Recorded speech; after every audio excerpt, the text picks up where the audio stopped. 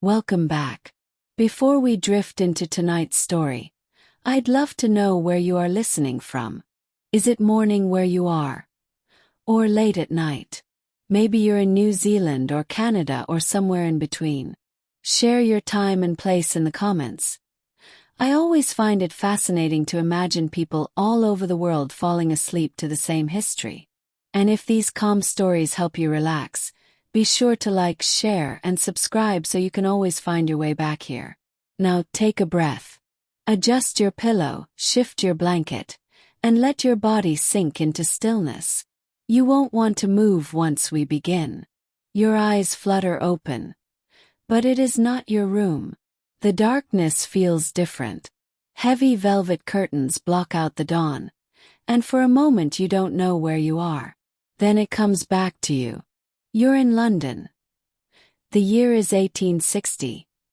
And you are obscenely wealthy. The sheets under your fingertips are Egyptian cotton, softer and richer than anything most people will ever touch. The mattress beneath you is stuffed with horsehair, firm and sturdy, a world away from the sagging straw pallets that ordinary Londoners collapse into. It is still dark, perhaps 5 in the morning. But of course you won't rise on your own. That is not your role. The quiet click of a door opening breaks the silence. A footman, William perhaps, though their names blur together, enters carrying a silver candlestick. Behind him, your valet Jenkins follows, steady and precise, just as he has been for 15 years. William lights the gas lamps, their softest filling the room, while Jenkins sets out your morning clothes. "It's going to be a fine day, sir," he murmurs, as though the weather itself bends to your fortune. Jenkins moves silently, almost floating, his polished shoes making no sound on the thick carpet. You remain in bed, watching as he lays out your garments piece by piece. An elegant ritual that has played out every morning for years.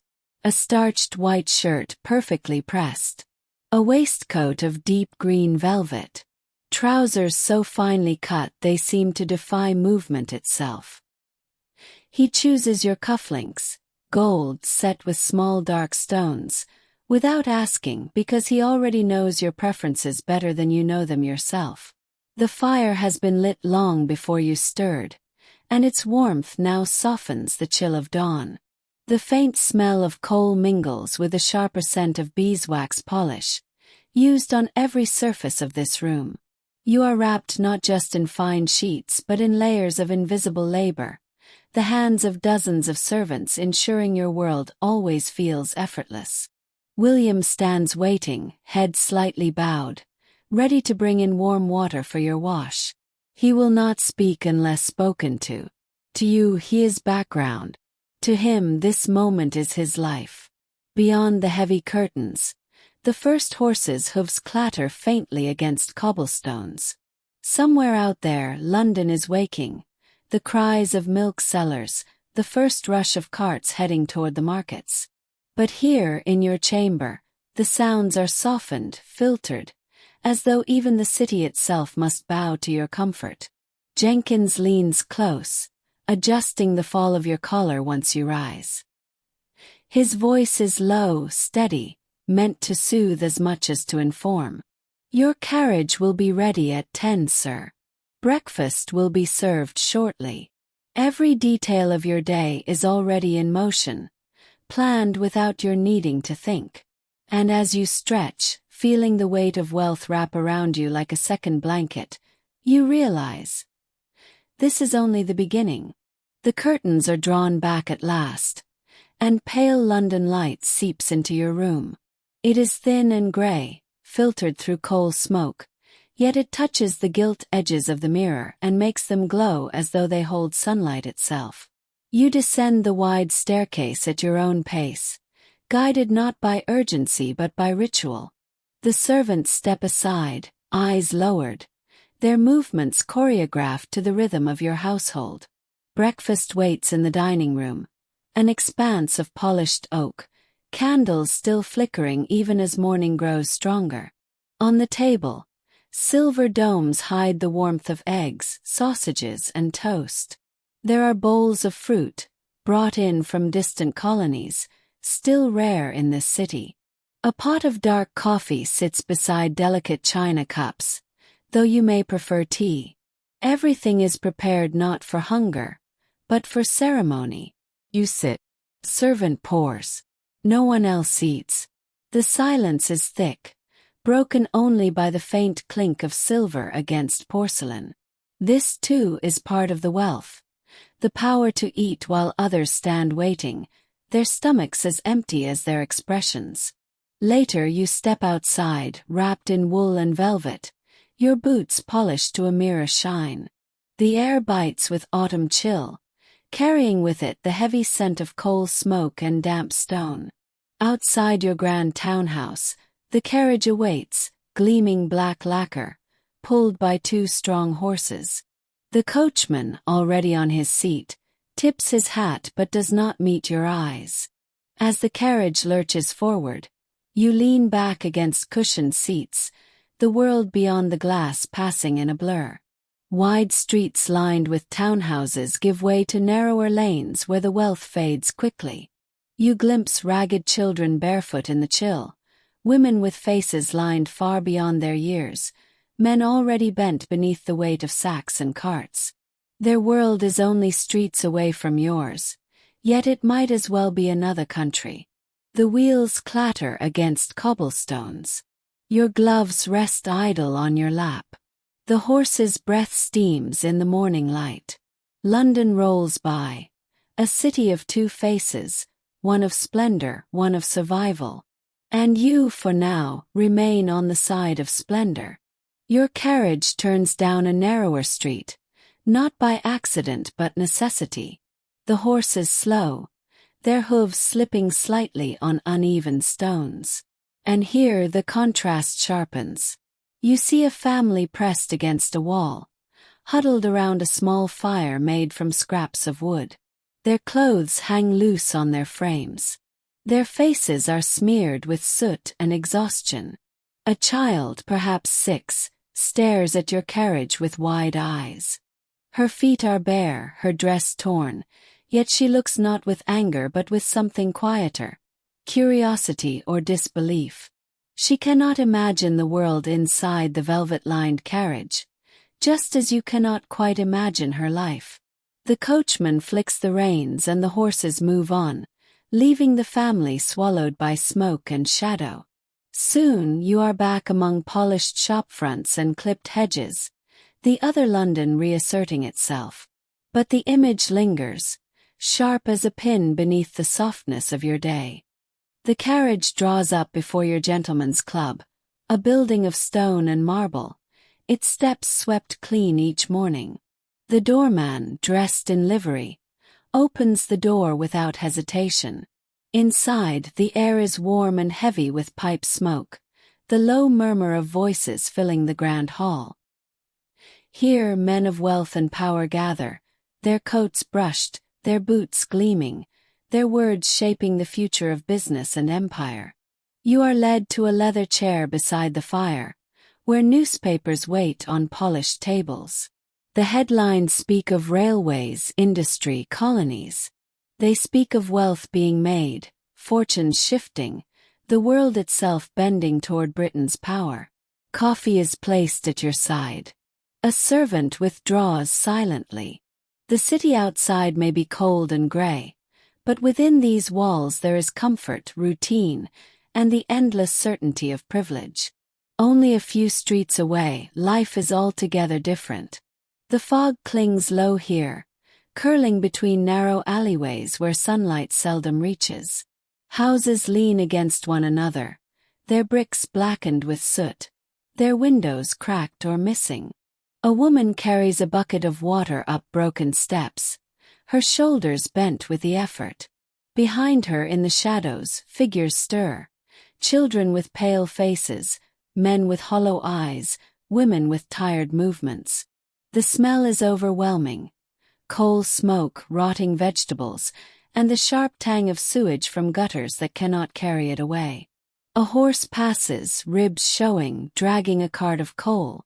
The driver shouts. his voice echoing between close-packed walls.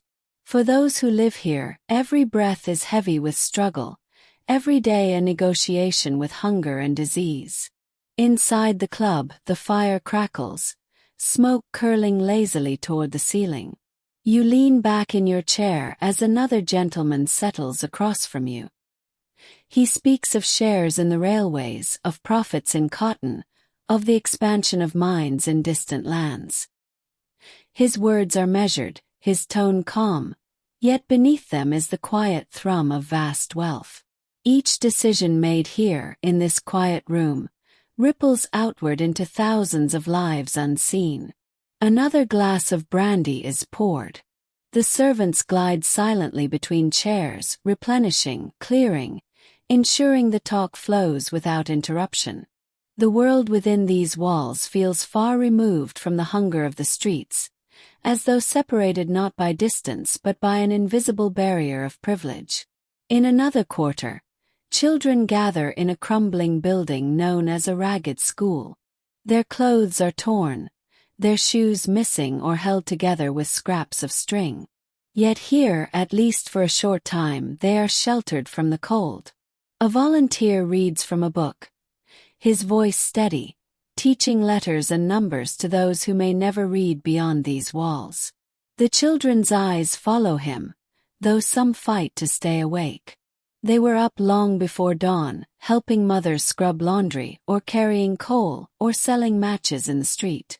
Their small hands are rough, their faces marked with soot. And still they sit, eager for scraps of knowledge that might one day lift them beyond survival. Leaving the club, you step once more into the London streets. The gas lamps are lit now, their glow softened by mist. Carriages roll past, their wheels rattling on cobbles. Gentlemen tip their hats, ladies sweep by in gowns, their hems lifted from the damp.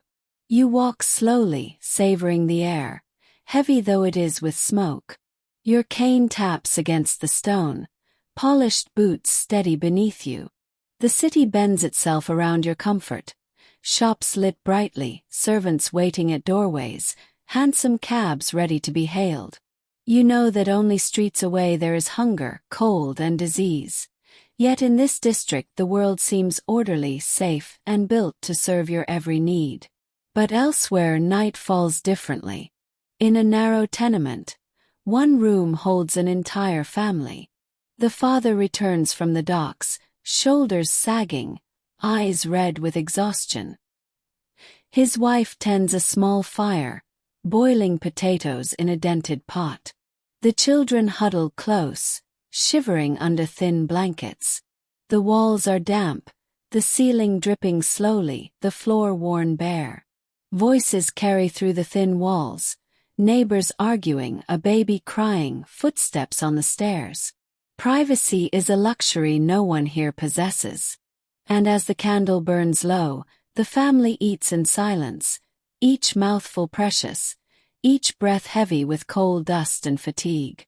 At the same hour, your dining table glows with light. Crystal chandeliers scatter golden warmth over polished silver and fine porcelain.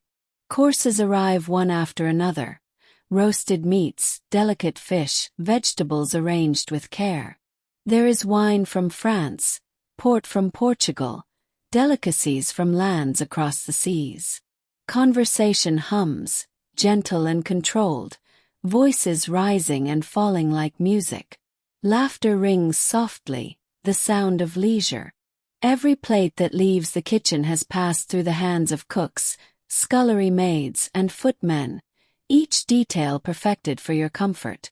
The table stretches long, but hunger is nowhere to be found here.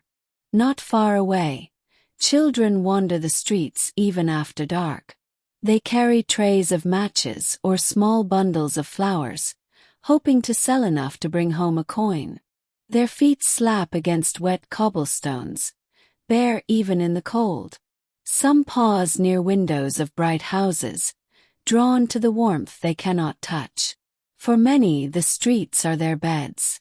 They curl up in doorways or beneath carts, their thin arms wrapped around themselves. Sleep comes fitfully, broken by cold, by hunger, by fear. For them, London at night is not safe, but unavoidable. After dinner, you retire to the drawing room. A fire glows in the grate, casting long shadows across velvet drapes and carved wood. A pianoforte waits in the corner, its polished keys gleaming in lamplight. Perhaps a guest plays, or perhaps music is carried into the room by hired hands. The air is thick with warmth, the scent of brandy and tobacco. Here the night unfolds slowly. There is no rush, no danger. Conversation drifts toward art, travel, and the latest gossip of society. The city outside is forgotten, as though London itself has narrowed to this one perfect room. At the same hour, the hum of machinery still fills the air in the factories. Young boys dart between massive looms, their arms quick, their movements precise. Girls feed threads into spinning machines, their fingers raw and reddened. The overseer's voice cuts through the din, sharp and impatient. The air is thick with dust and the grinding of gears. Lanterns swing from beams, casting weak light across tired faces.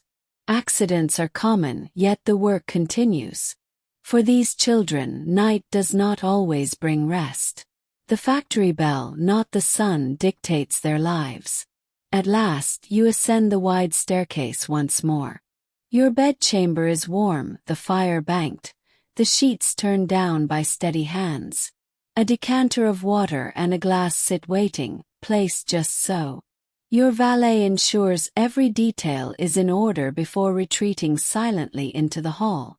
You slip into bed, the softness of Egyptian cotton enfolding you, the weight of blankets pressing gently across your chest. The city outside may groan with hunger and labor, but here in the quiet dark, the world narrows to comfort. Your eyelids grow heavy. The day closes in silence. But beyond your walls, London does not sleep. In the alleys, men stumble home from taverns, voices raised in drink. The rattle of wheels never truly stops. Night carriages roll, their lamps bobbing in the dark. Women stand in doorways, faces pale in lamplight, offering what little they have to survive the night. The fog hangs low, muffling sound, blurring the line between safety and danger. For those who walk these streets without wealth, each step is uncertain, each corner shadowed. And still the city breathes on, restless, unending. For you, morning returns gently. The light filters once more through curtains, and a knock at the door signals the beginning of another routine. Water is poured, clothes are prepared, breakfast already waiting below. The rhythm of privilege is steady, dependable, like the ticking of a clock wound never to stop. Each day begins as though nothing could disturb it, each morning a promise that comfort will continue. The city outside stirs, but within these walls, life is soft and measured. For others, morning breaks differently.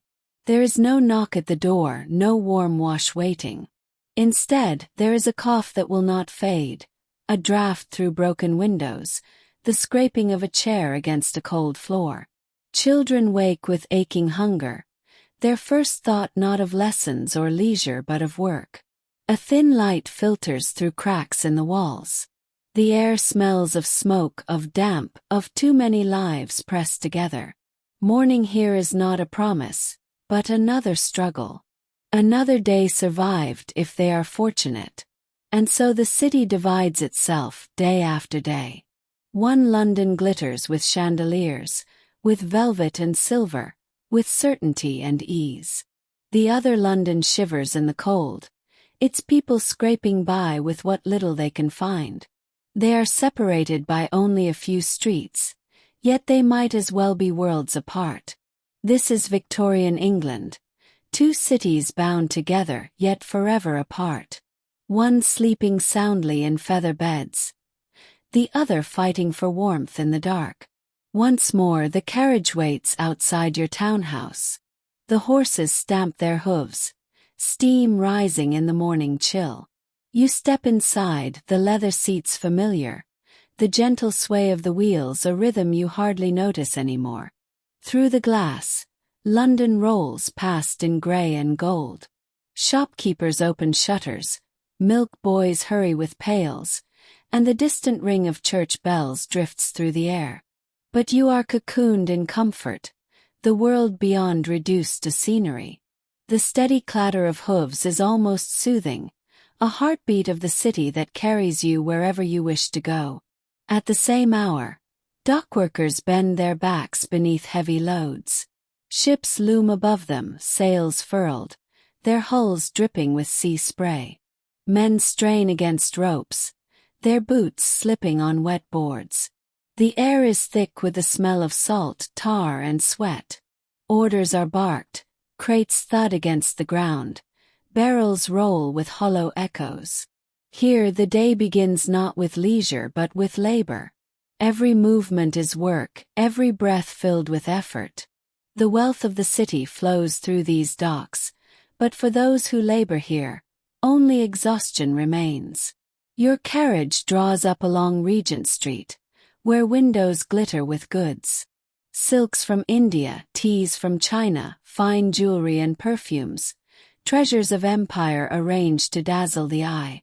You step down onto the pavement, greeted by a bow from the shopkeeper who already knows your name. Inside, the world is hushed and perfumed. Clerks present wares with gloved hands, their voices respectful, careful not to rush you. Each item gleams under soft lamplight, designed to whisper of refinement, of status, of luxury. The purchase is not necessity, but affirmation, proof of wealth that needs no explanation. On another street, a child no older than 10 stands barefoot, holding out a tray of apples. His voice is thin, almost swallowed by the rumble of carts and the clatter of hooves. Few stop to look. His hands are red from the cold, his stomach empty, but he calls out anyway, hoping for coins. Beside him a girl sells matches. She moves quietly, her eyes darting, careful not to draw the attention of constables who might shoo her away. For these children, the street is both workplace and home. Sale means food.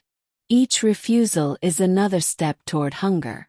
Later, you stroll through Hyde Park, the gravel path crunching beneath your boots. The air is brisk but pleasant, softened by the rustle of leaves. Carriages circle the drive, their wheels gleaming, their passengers dressed in the height of fashion. Gentlemen tip hats, ladies glide with parasols, their laughter floating like music above the hum of the crowd. This is not merely a walk. It is a performance. Every glance, every nod, every smile reinforces the web of society. Here, the wealthy parade not only their finery but their very existence, each step an affirmation of belonging. Far from the park, another crowd gathers. Men, women, and children press toward the iron gates of a factory, the morning bell tolling overhead. Their faces are pale, their movements weary even at dawn. Inside, machines roar and hiss, their power fed by coal and sweat. The gates close behind them with a clang, sealing away the day. Hours stretch ahead, measured not by leisure but by the relentless turning of gears.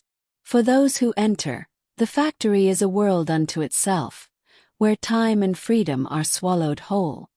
That evening, your salon glows with candlelight. Guests recline in armchairs, voices low but animated.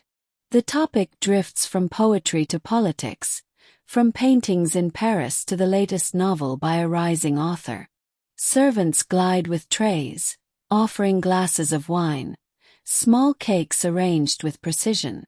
The air is soft with laughter, the clink of glass, the hum of cultured voices.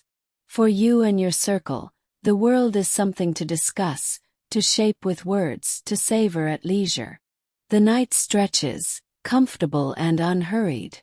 Elsewhere, The night is crowded and restless. In a common lodging house, dozens of men share a single room. They lie side by side on rough boards, or slump on benches where sleep comes in broken snatches. The air is sour with sweat and smoke, heavy with the coughs of the sick. Coins were exchanged for a place to collapse, nothing more. There are no pillows, no blankets, no comfort. Just a roof against the rain and the chance to close weary eyes until the morning bell forces them out once again. Another night, you arrive at the theater, gas lamps glowing along its grand facade. The foyer is bright with polished marble and gilt mirrors, the air alive with anticipation. Gentlemen adjust gloves, ladies in silks whisper behind fans. You take your seat in a private box, high above the crowd, the stage below lit by golden light. The play begins, voices carrying across the hall, music swelling. For a few hours you are transported, to tragedy, to comedy, to faraway worlds. The applause at the end is thunderous, and you leave warmed not only by performance, but by the knowledge that you were among the chosen few who could afford to attend. But in another district the theater looks different. Crowds gather in a dingy hall, paying only a penny for rough entertainment. The stage is bare, the actors loud and unrefined, but the audience laughs, shouts, and stamps their feet. Children cluster at the edges, their eyes wide, clapping with delight. Here the air smells of cheap ale and damp wood. The seats are rough, the roof leaking, yet the spirit is fierce. For those who can afford nothing finer, this brief escape is a treasure. Laughter in the midst of hardship, a momentary forgetting of hunger and cold. Back at your home you retire to your study. The room is lined with books, leather-bound volumes that whisper of knowledge and power. A desk holds letters waiting for reply, quills neatly arranged beside fresh ink. The fire crackles softly, casting light across polished wood and framed portraits. Here in the hush of night you write or read at leisure, the silence a luxury of its own. Outside, the city may be restless, but here time bends to your will. The night stretches calmly, with no need to fear what the morning might bring. At the same hour, the workhouse holds its uneasy silence. Rows of narrow beds line the walls, each occupied by the desperate. Men and women are separated, children divided from parents. Rules are strict, food is meager, and the walls echo with quiet despair. The workhouse promises survival, but at a cost. Dignity stripped, families torn apart, days filled with monotonous labor. Those within its walls are reminded constantly that their poverty is a burden, their need a stain. Sleep comes, but it is uneasy, haunted by hunger and shame. On another day, you escape the city for the countryside. The train carries you swiftly, its engine hissing, fields rolling past in greens and golds. You arrive at a country estate, where the air is clear, the gardens wide, the sky unclouded by smoke. Here time slows. You stroll among roses, dine in airy rooms, and breathe deeply without the weight of coal dust. The countryside is not necessity but choice, a retreat purchased by wealth. For a few days, the city's struggles seem distant, unreal. But for others the countryside is no retreat. Farmhands bend to the earth, their backs aching as they sow and reap. The sun beats down or the rain soaks through, yet the work continues, season after season. Their cottages are small, their meals plain, their lives bound to the rhythm of soil and sky. For them, the land does not offer escape but survival. Each harvest means another year endured, another winter faced. Comfort is not part of the bargain. In London the season brings a ball. Carriages line the street, their lamps glittering. Inside music swells, gowns swirl, jewels sparkle beneath chandeliers. The air is alive with laughter, introductions, whispered promises. The dance floor is a sea of color and movement, every step choreographed by society's expectations. For you, the night is a whirl of light and sound, of fine fabrics and polished manners. The ball is not merely celebration. It is opportunity, alliance, the weaving of fortunes through music and charm. On the street outside, a musician plays for coins. His violin is worn, his bow patched, yet the notes carry sweetly into the night air. Few pause to listen, fewer still to give. His case lies open, holding only a handful of pennies. Yet he plays on, the music his only wealth. His only way to claim a place in the restless city. The sound drifts upward, faint against the thunder of carriage wheels, easily drowned by laughter from brightly lit halls. Still it lingers, a fragile thread connecting two worlds that seldom touch. In the countryside once more you join a hunt. Horses stamp impatiently, dogs bark in the chill morning air, horns sound across the fields. The chase begins, riders surging forward, laughter and shouts ringing out. For you, it is exhilaration, tradition, a thrill gilded by privilege. The countryside bends to this ritual, its fields and woods turned into a stage for sport. At the end of the day, fires burn in great halls, meals are laid, and the hunt becomes story and memory, another feather in the cap of wealth. But elsewhere, a child squeezes into the narrow darkness of a coal mine. The passage is low, the air thick with dust. He drags a cart filled with coal, his small hands blistered, his back bent. The lantern flickers, shadows leaping on wet stone walls. Every breath stings, every movement aches. Yet the work must be done, for his family depends on the pennies he earns. The mind swallows his childhood, leaving only toil. Where you see countryside as sport, he sees it as survival, deep beneath the same earth. Back in London you arrive at the opera. The facade is grand, the hall vast, voices soaring above the orchestra in waves of sound. The music lifts the heart, transports the mind, leaving the audience spellbound. Velvet seats, gilt balconies, chandeliers blazing. It is a temple of art, accessible only to those who can pay its price. You leave at midnight, your soul stirred, your evening complete. For you, art is a luxury that enriches an already comfortable life. And outside, under the same night sky, a woman sings in the street. Her voice is strong, rich, carrying above the rattle of wheels and the hiss of gas lamps. She sings for coins, her shawl wrapped tight, her children waiting nearby. Some stop to listen, dropping a penny, others hurry past. Her song is not luxury but necessity. It is both art and survival, both beauty and hunger. For a moment, her voice binds the city together, the wealthy and the poor, the passing stranger and the lonely listener. But when the song ends, the worlds drift apart once more. You wander through a gallery, its halls wide and filled with quiet light. Paintings hang in golden frames, landscapes and portraits staring down with timeless grace. The air smells faintly of oil and varnish, polished floors creaking beneath measured footsteps. A guide whispers details of artists and patrons, his voice calm and practiced.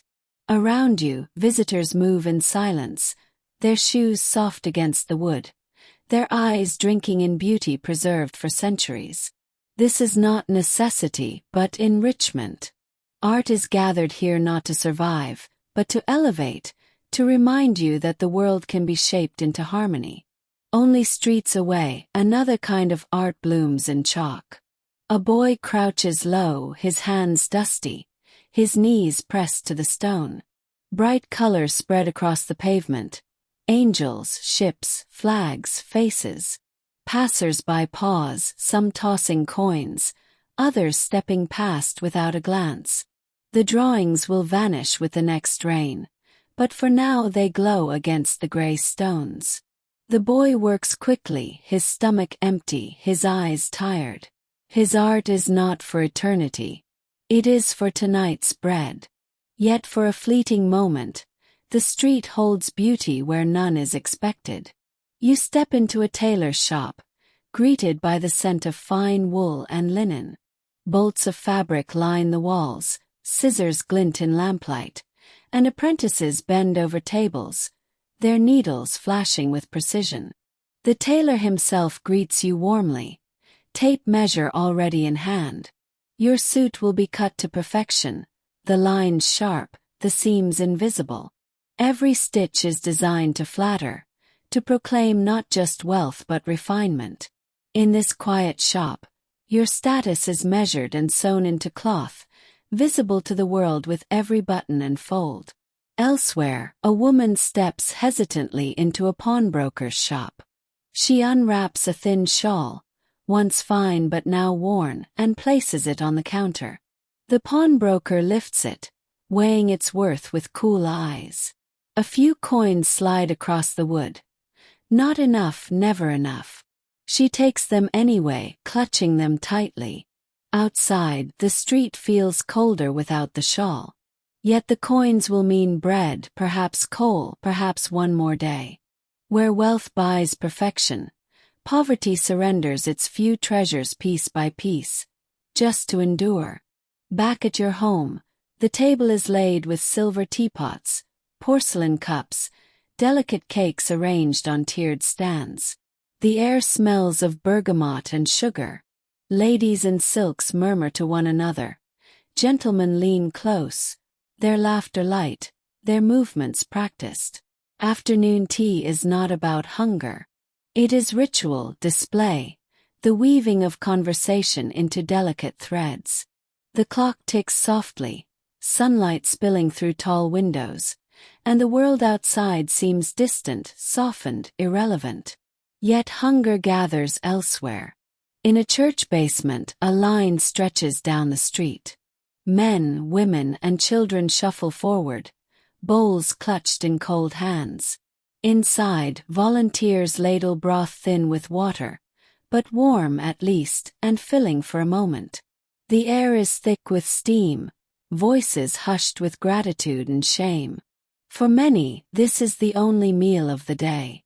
When the bowls are emptied, they step once more into the gray streets, their hunger only dulled, never gone. You travel to the racecourse, the crowd buzzing with energy. Horses gleam in the sunlight, their flanks shining, their hooves drumming the earth.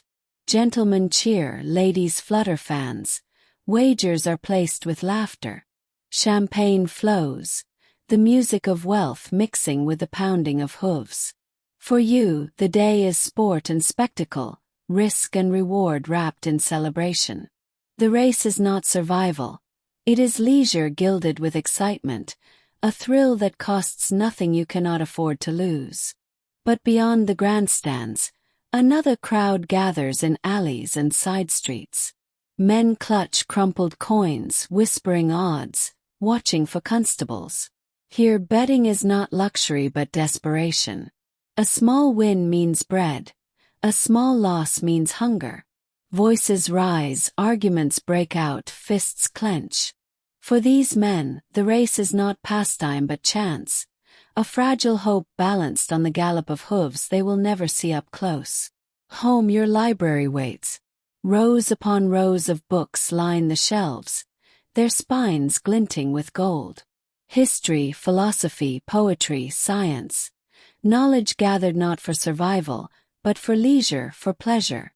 You sit in a deep chair, a lamp glowing above, a volume resting in your lap. The room is silent save for the turning of pages. Ideas flow, distant voices of the past speaking to you across centuries.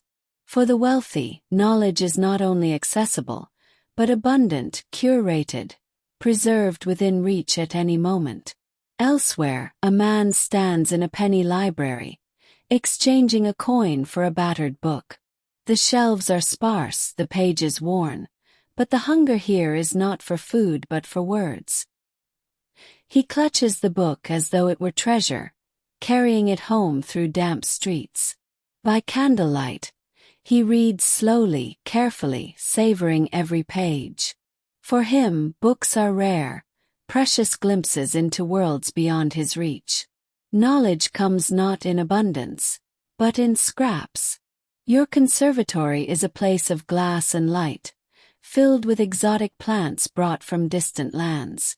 Palms rise in tall pots, orchids bloom in colors rarely seen, and the air is heavy with perfume. Servants tend them daily, watering, pruning, polishing leaves until they shine. You stroll among them slowly, each plant a reminder of empire, of wealth carried across seas to adorn your leisure. Here the seasons are softened, controlled.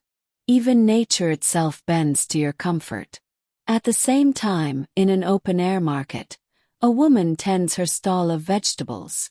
The air is sharp with the smell of onions and fish, the noise of voices bartering, the cries of sellers competing for coins. Her hands are red with cold, her basket lighter than she hoped. Sale matters. Lost coin cuts. For her, the market is not leisure but struggle, a battle of pennies fought daily against hunger and debt. At a country estate, long tables glitter with silver and crystal. Game birds are roasted, wines uncorked, laughter echoing beneath high ceilings. Guests dine until their plates are cleared, then dine again, the abundance flowing as steadily as the conversation. The servants move quietly, replenishing, removing, refilling. Each gesture rehearsed, each detail perfected. For the wealthy, the feast is both nourishment and performance, a display of abundance to remind all present of the comfort they share. Elsewhere, supper is bread, perhaps with a thin spread of butter, perhaps not. A family sits on stools around a bare table, eating silently, each bite stretched as far as it can go. The candle burns low, the shadows press close, and there is nothing left when the bread is gone. The children lick crumbs from their fingers, the parents exchange quiet looks, and tomorrow already weighs heavy on their minds. Supper here is not abundance but absence. At your estate the music room comes alive. A young woman sits at the pianoforte, her fingers dancing across ivory keys. Notes ripple, bright and clear, filling the chamber with melody. Guests listen, heads tilted, hands folded, the music both entertainment and refinement. When the piece ends, applause follows, polite and measured. Another instrument is lifted, another song begins. Here music is not struggle, but leisure, cultivated like a garden to soothe and impress. In the alleys, music takes another form. A boy drums on an upturned bucket, sticks striking in steady rhythm. His sister claps, adding her voice in song, their small performance drawing a scattering of coins. Passers-by pause, some smiling, some shaking their heads. The music is rough, imperfect, but it is life. For them, it is not leisure but necessity, sound turned into sustenance. Each beat is another chance at survival. At dusk, your carriage rolls again through wide boulevards. Gas lamps glow softly, casting pools of golden light. Inside you sit in silence, the cushions deep, the ride smooth. The city outside is blurred, softened by glass and wealth. The rhythm of hooves is calming, the sway of the carriage almost like a cradle. This is travel without hardship, motion wrapped in luxury, a journey that costs you nothing but time. At the same hour, a laborer walks home. His boots are worn through, his coat thin, his steps heavy. The road stretches endlessly, stones slick beneath his feet. Each step is effort, each breath clouded with exhaustion. There is no carriage to carry him, no cushions to soften the way. The journey is long, but there is no choice. The road does not care for weariness. It only demands that he walk.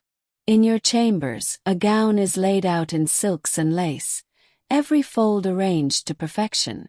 The seamstress has labored for weeks, her stitches invisible, her details flawless. When worn, it will shimmer in lamplight, a statement not only of beauty but of status. The gown is more than clothing. It is power woven into fabric, a symbol of wealth's ability to command beauty from thread and needle. Elsewhere, a mother bends over a torn dress by candlelight. Her needle moves slowly, her eyes straining in the dim glow. The cloth is worn thin, patched many times before, but she works carefully, determined to make it last. The dress will not dazzle. It will not command attention. But it will warm her daughter through another season, hold together long enough for survival. Each stitch is love pressed into fabric, quiet resilience in the face of want. Behind high stone walls, your private garden is an oasis. Paths curve among manicured hedges, roses climb trellises heavy with blooms. A fountain trickles softly, its water catching sunlight in silver arcs. Birds sing in the branches of imported trees, their song delicate, restful. Here you stroll at leisure, cane tapping against gravel, the world hushed. Every flower, every leaf is tended daily by unseen hands, gardeners laboring to craft perfection. The city feels far away, softened by walls, erased by luxury. Not far away, another family gathers in a narrow alley. Their garden is a patch of stone where rainwater pools, their shelter nothing more than a broken door leaned against a wall. Children play with scraps of wood, their laughter thin, echoing in the damp. Rats scurry close, bold in the dark corners. There is no fountain here, no roses, no song. The only sound is the constant drip of water and the distant rumble of carriages, wealth rolling past, never stopping. At your hunting lodge, the fire crackles in a stone hearth, filling the hall with warmth. Game trophies line the walls, polished horns and antlers casting long shadows. Friends gather around, boots stretched toward the fire, glasses of port in hand.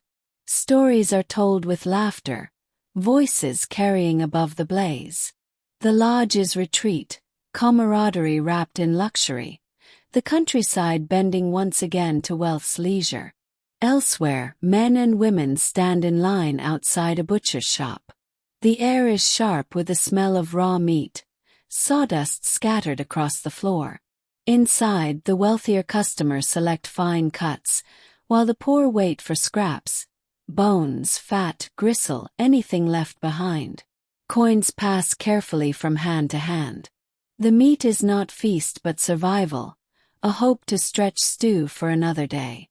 Back in London, you join a reading circle in a drawing room lit by oil lamps. Passages are read aloud from novels and poems, voices steady, words flowing like music.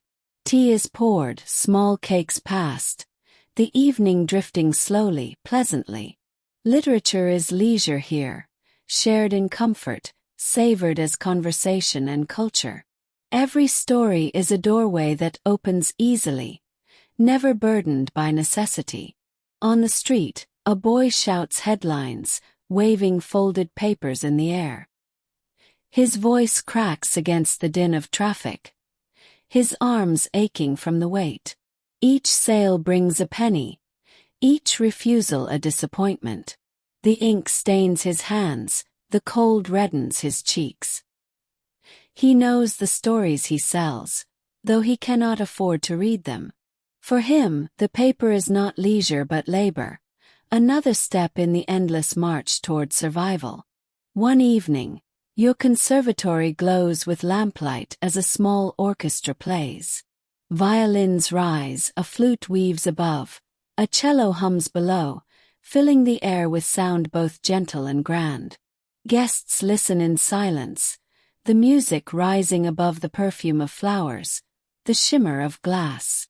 Every note is perfection, arranged and paid for, beauty summoned to soothe and impress. For you the music is rest. For those who play it is service. In the street, a barrel organ grinds out a tune. A man turns the handle, his shoulders bent, his hands rough. Children dance barefoot to the thin, reedy melody, their laughter cutting through the gray. At a grand ball, supper is served in a side hall. Tables groan beneath platters of roasted meats, sugared fruits, pastries shaped into towers. Candles blaze. Music drifts in from the dance. Guests eat lightly, careful not to stain gowns and gloves, savoring each bite as part of the endless performance of wealth. The feast is abundance beyond hunger, food as display, as luxury, as proof of fortune. In a cramped kitchen, a cupboard door opens to reveal only emptiness. A single loaf of bread, hard at the edges. A handful of beans, a few potatoes spotted and soft. The mother closes it quietly, her children watching, hope heavy in their eyes. There will be supper but not enough.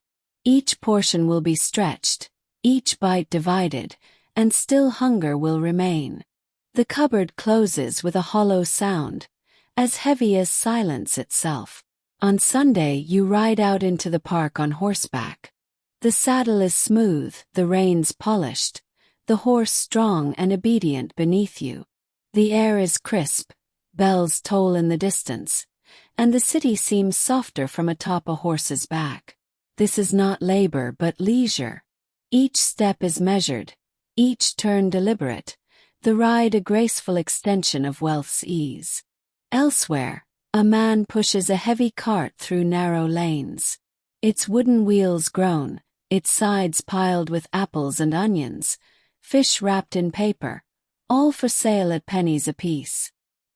His shoulders ache, his back strains, but he calls out loudly, drawing customers with voice alone. The cart is not luxury. It is his livelihood, dragged mile after mile, day after day, until darkness falls and coins are counted. In a studio lit by skylights, you sit for a portrait. The painter moves with steady hands, brush gliding across canvas, capturing silk folds and polished buttons, the gleam of jewels, the tilt of your chin. Behind you, an unfinished landscape fades into shadow, the focus always on you. Hours pass in stillness, but the result will endure for centuries. Your face, your wealth, preserved in oil and frame. At the same time, a man with charcoal sits on a crate, sketching passers-by for coins. His paper is cheap, his hands stained, his coat patched at the elbows. Children pause, laughing at the rough likenesses. Sometimes a coin drops, sometimes only a smile. The sketches are fleeting, smudged and forgotten, the artist himself fading into the background of the street. His art is survival, drawn in quick strokes that vanish as soon as the page is folded away. At a long oak table, glasses are raised. Crystal clinks in warm lamplight, voices ringing out in polished tones. A toast is made, to health, to fortune, to empire, and the guests drink, their faces glowing with firelight and wine. Every detail is abundance, every moment orchestrated to display prosperity. The toast echoes into silence, and then laughter resumes, easy and assured. In a crowded public house, men sit shoulder to shoulder, mugs of ale in hand, bowls of stew steaming before them. The room is loud with laughter, argument, song. The stew is thin, mostly broth, but hot, and for a time it fills stomachs and lifts spirits. There is no crystal here, no oak table, but there is community, rough, noisy, imperfect, yet vital. The meal may be humble, but it binds them together. On certain days, the streets clear for a carriage procession. Horses gleam in harness, wheels roll smoothly, and gold trim flashes in sunlight. Crowds line the pavements, watching as wealth parades openly, banners fluttering, uniforms gleaming. For you, it is routine, another mark of station. For those who watch, it is a glimpse into a world untouchable, glittering and distant. Among the crowd, a child peers from the edge of the pavement. Her clothes are ragged, her shoes worn thin, but her eyes are wide with wonder. The carriages glitter, the uniforms shine, and for a moment she is spellbound. But when the procession passes, the street fills again with smoke and noise. Her world has not changed.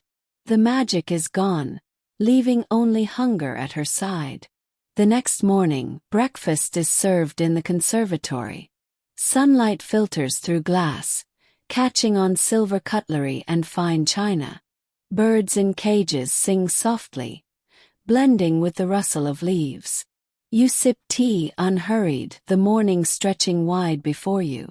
Every detail is peace, every moment comfort, the world narrowed to beauty within glass walls. Elsewhere, a man eats his breakfast on a doorstep, a crust of bread, broken in two, washed down with cold water. He chews slowly, savoring what little there is. Around him, carts rattle, boots splash in puddles, voices rise and fade.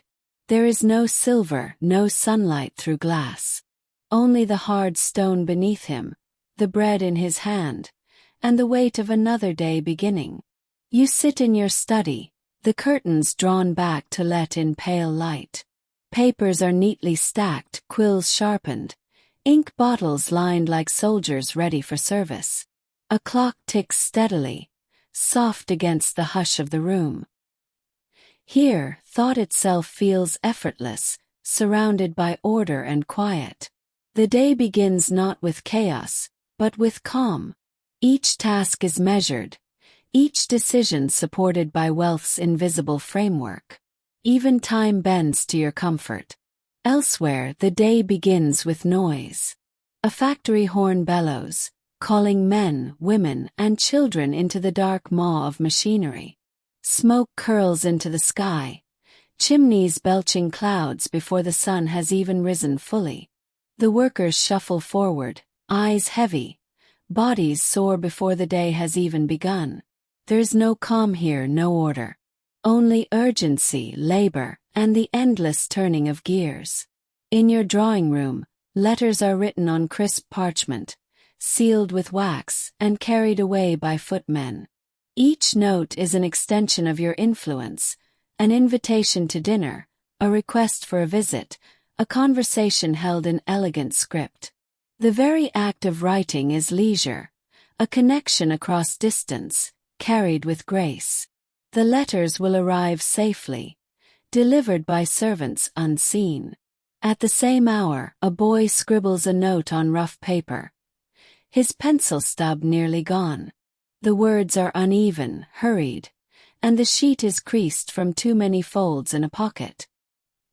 He carries it to his employer, head bowed, hoping for an errand's penny.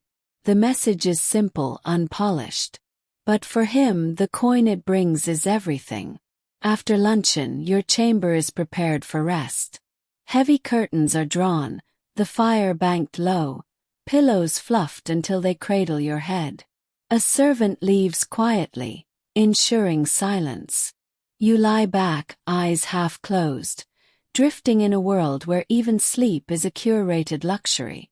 Rest is not stolen, not snatched between labors. It is given freely, wrapped in comfort. In a tenement room, a woman dozes upright in a chair. Her sewing lies slack in her hands, her head nodding forward. The room is noisy. Children playing, footsteps on the stairs, neighbors arguing through thin walls. She sleeps because she must, not because she may. Her rest is brief, fragile, broken before it has truly begun. At your estate, the stables bustle with quiet efficiency. Grooms brush glossy coats, polish leather saddles, and whisper to horses that stamp softly in their stalls. The air is rich with hay and warm breath, the sound of hooves muffled against straw. You walk among them calmly, each animal a symbol of wealth, each one cared for with precision. The stables are not burden but pride. Elsewhere, a carter tends his single horse, its ribs faintly visible beneath a dull coat. He rubs it down with a rough cloth, whispering softly, urging strength where little remains. The animal is not pride but survival. Without it, the cart cannot roll, the goods cannot move, the family cannot eat. The care is desperate, not leisurely. Each handful of feed is a gamble against hunger. Guests gather once more in the conservatory, their gowns catching lamplight, their laughter mingling with the rustle of leaves. Servants glide silently, pouring wine, replenishing dishes. Conversation drifts easily from art to politics, the night itself unfolding like a performance. Every guest knows their part, every word is polish, every moment a display of refinement. Supper is not about food. It is about belonging. In another part of the city, supper is shared among neighbors crammed into a single room. A pot of stew sits in the center, its broth stretched thin with water, its contents little more than potatoes and scraps. They eat from mismatched bowls, wooden spoons clinking. Conversation is weary, but laughter still finds its way between bites. Even here, in want, people gather, finding warmth in company. The next morning, you walk the grounds of your estate. Dew clings to the grass, birds scatter before you, and the sun rises gently above trimmed hedges and wide lawns.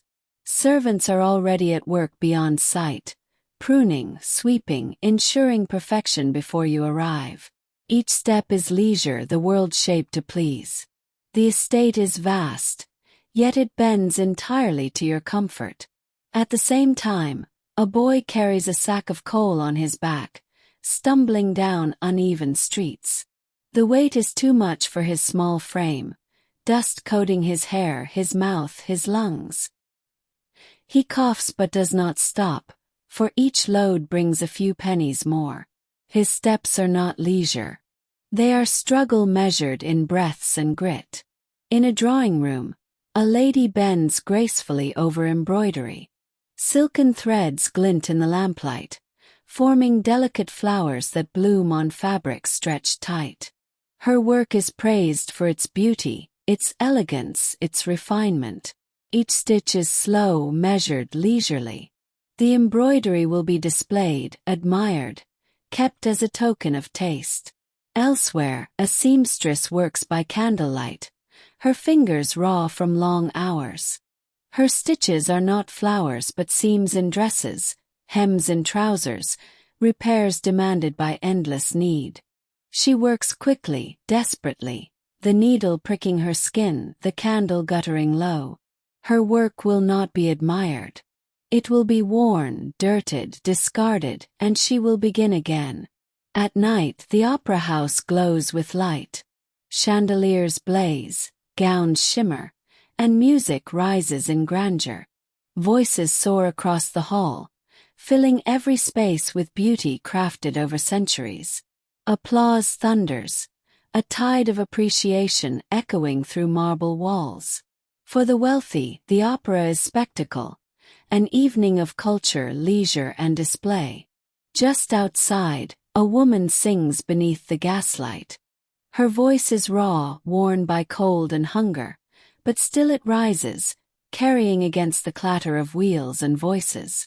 She holds out a small tin, hoping for coins. Some pause, many do not. Her music is not leisure. It is plea, melody turned into survival. In your study, you write at a desk of polished mahogany, drawers lined with velvet, compartments filled with pens, seals, stamps. The very furniture declares wealth, each surface gleaming, each edge carved with precision. Writing here feels effortless, dignified, even noble. The desk is not only tool but symbol, proof of status in wood and brass. Elsewhere, a boy does his sums on an upturned crate, a piece of chalk in his hand. The numbers smudge easily, the wood rough beneath his fingers. His desk wobbles with each mark, but he persists, frowning in concentration. The work is slow, imperfect, but precious. Knowledge is scarce, but he clings to it, chalked in fragile white lines. At night, servants draw your bath. The tub is porcelain, the water steaming, scented with lavender oil. Candles flicker in sconces, shadows dancing softly on tiled walls. You sink into warmth, every ache dissolved, every detail prepared for your comfort. Bathing here is ceremony, an indulgence as much as a cleansing. Elsewhere, a man splashes water from a tin basin onto his face. The water is cold, carried up from a pump in the yard. There is no soap, no perfume, only the sting of cold air against wet skin. He dries himself on a rag already worn thin. Bathing here is not ceremony. It is necessity, brief and bracing, done quickly before the day begins again. The conservatory is warm, filled with filtered light, the kind of light that feels softened by glass and carefully angled panes. A pianoforte stands in the corner, polished to a mirror sheen. A young woman in a pale gown sits before it, fingers resting lightly on the keys. She begins to play, and the notes ripple outward, delicate and steady, filling the space with sound that seems to drift above the roses and orchids. The music is not hurried, does not need to be. This performance is for leisure, for comfort, for the simple beauty of sound made in a place where no one must worry about hunger. The servants stand still at the edge of the room, their faces expressionless but their ears listening, caught by the sweetness of a song they will never play. You sip your tea slowly, the taste of bergamot blending with the rise and fall of melody. This is how the day begins when wealth wraps itself around every moment, with music chosen not for survival, but for pleasure, a reminder that life itself can be shaped into harmony when there is no fear of want. Only streets away, another kind of music fills the air, harsher, thinner, but no less insistent.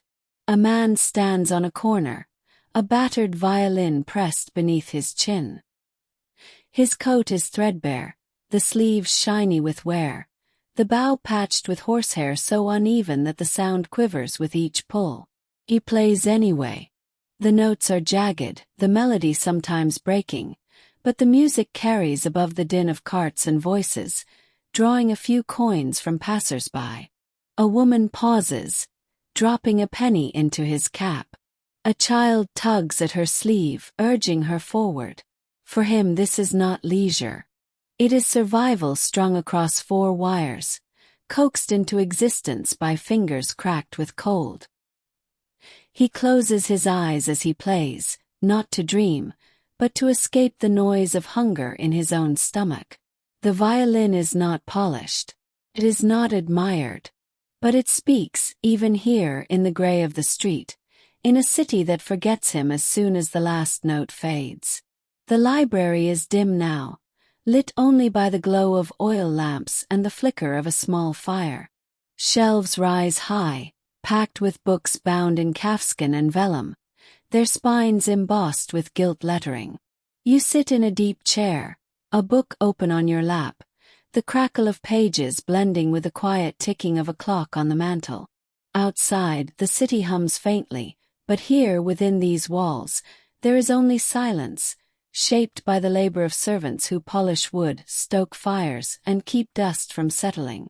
The words on the page are steady, flowing, stories of lands distant and thoughts deep enough to occupy the mind for hours. You are not interrupted. No work calls you away. No hunger gnaws at your belly, no fear intrudes. The act of reading here is as easy as breathing, as natural as rest. Knowledge is not something fought for, but something gathered, curated, made comfortable. The room itself seems to listen as you turn another page, each word preserved for your eyes, safe from the roughness of the world outside. In a small reading room across the city, the scene is different. The shelves are sparse, the books worn, pages soft from too many hands. A boy sits on a bench, his feet not touching the floor, a candle burning low beside him. He holds a book as though it might vanish, the paper thin, the words faint from years of wear.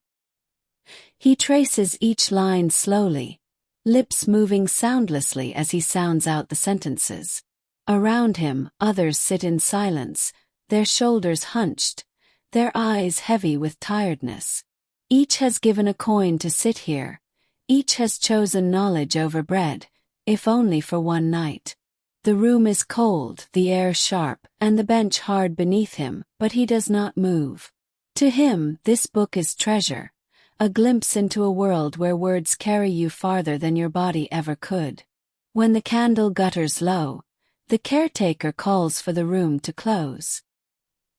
He clutches the memory of the words as he steps back into the night, holding on to them like warmth against the wind. The dressing chamber is alive with soft movement, layers of silk and lace carefully laid across chairs, jewels placed in neat rows on velvet trays.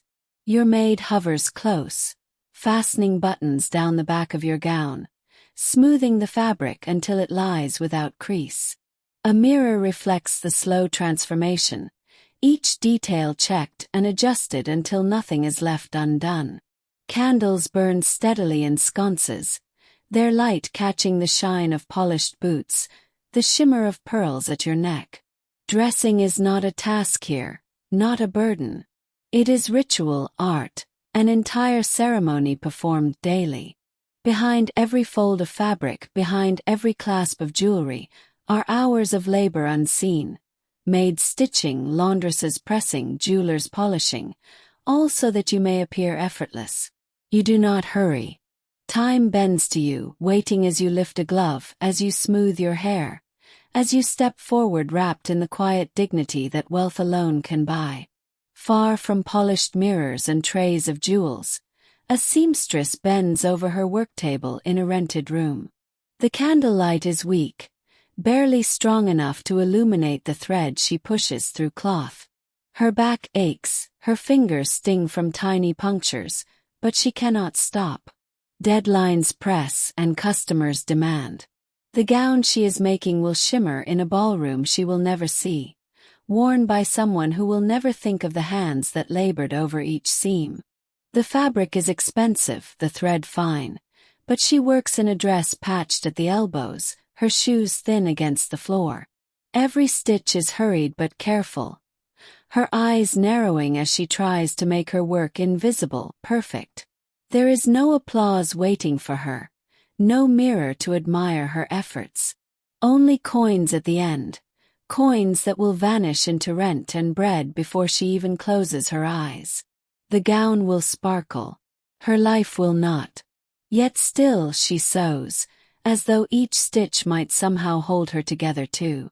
The dining hall stretches long, the table gleaming with polished silver and crystal. Candles burn in tall holders, their flames mirrored in the cut glass, multiplying light until the room glows. Footmen stand in silence at the edges, waiting for the smallest gesture. Dishes arrive in procession, soups in porcelain bowls, roasted birds on platters of silver, fruits piled high until they seem to spill abundance. Conversation is steady, laughter echoing softly beneath the painted ceiling. This is not eating for survival, but dining as ritual, dining as display. Every detail is designed to show that hunger does not exist in this room, that want is something that belongs only to other places, other lives. The forks clink gently, the napkins fold neatly, and when the meal is finished, the table still groans with food untouched, food that will vanish into kitchens, never to be thought of again. Across the city, hunger gathers in a line. Men, women, and children shuffle forward, clutching tin bowls, their shoulders hunched against the cold. The church basement smells of broth and smoke, the sound of ladles striking pots echoing in the dim space. Each portion is thin, watery soup with scraps of vegetables, perhaps a piece of bread if the supply holds. For many, it will be the only food of the day. Children eat quickly, their mouths stained with grease, their eyes darting to see if there might be more. Parents eat more slowly, as though drawing out the taste, though their bowls are just as empty. When it is over, the bowls are returned, dented and chipped, and the people step back into the street, their bellies only half filled, the hunger dulled but not erased. The line will return tomorrow. The hunger always does. The ballroom glitters with light, chandeliers heavy with crystals scattering golden beams across marble floors. The air is filled with music, violins, cellos, flutes, and the rustle of gowns as couples move in practiced steps. Laughter rises in corners, fans flutter, gloves brush against sleeves. Here the night is not about necessity but spectacle. Every step of the dance is rehearsed, polished, performed to show not only grace, but wealth, refinement, belonging. The guests glow beneath the light, their jewels flashing with each turn, their smiles practiced but easy.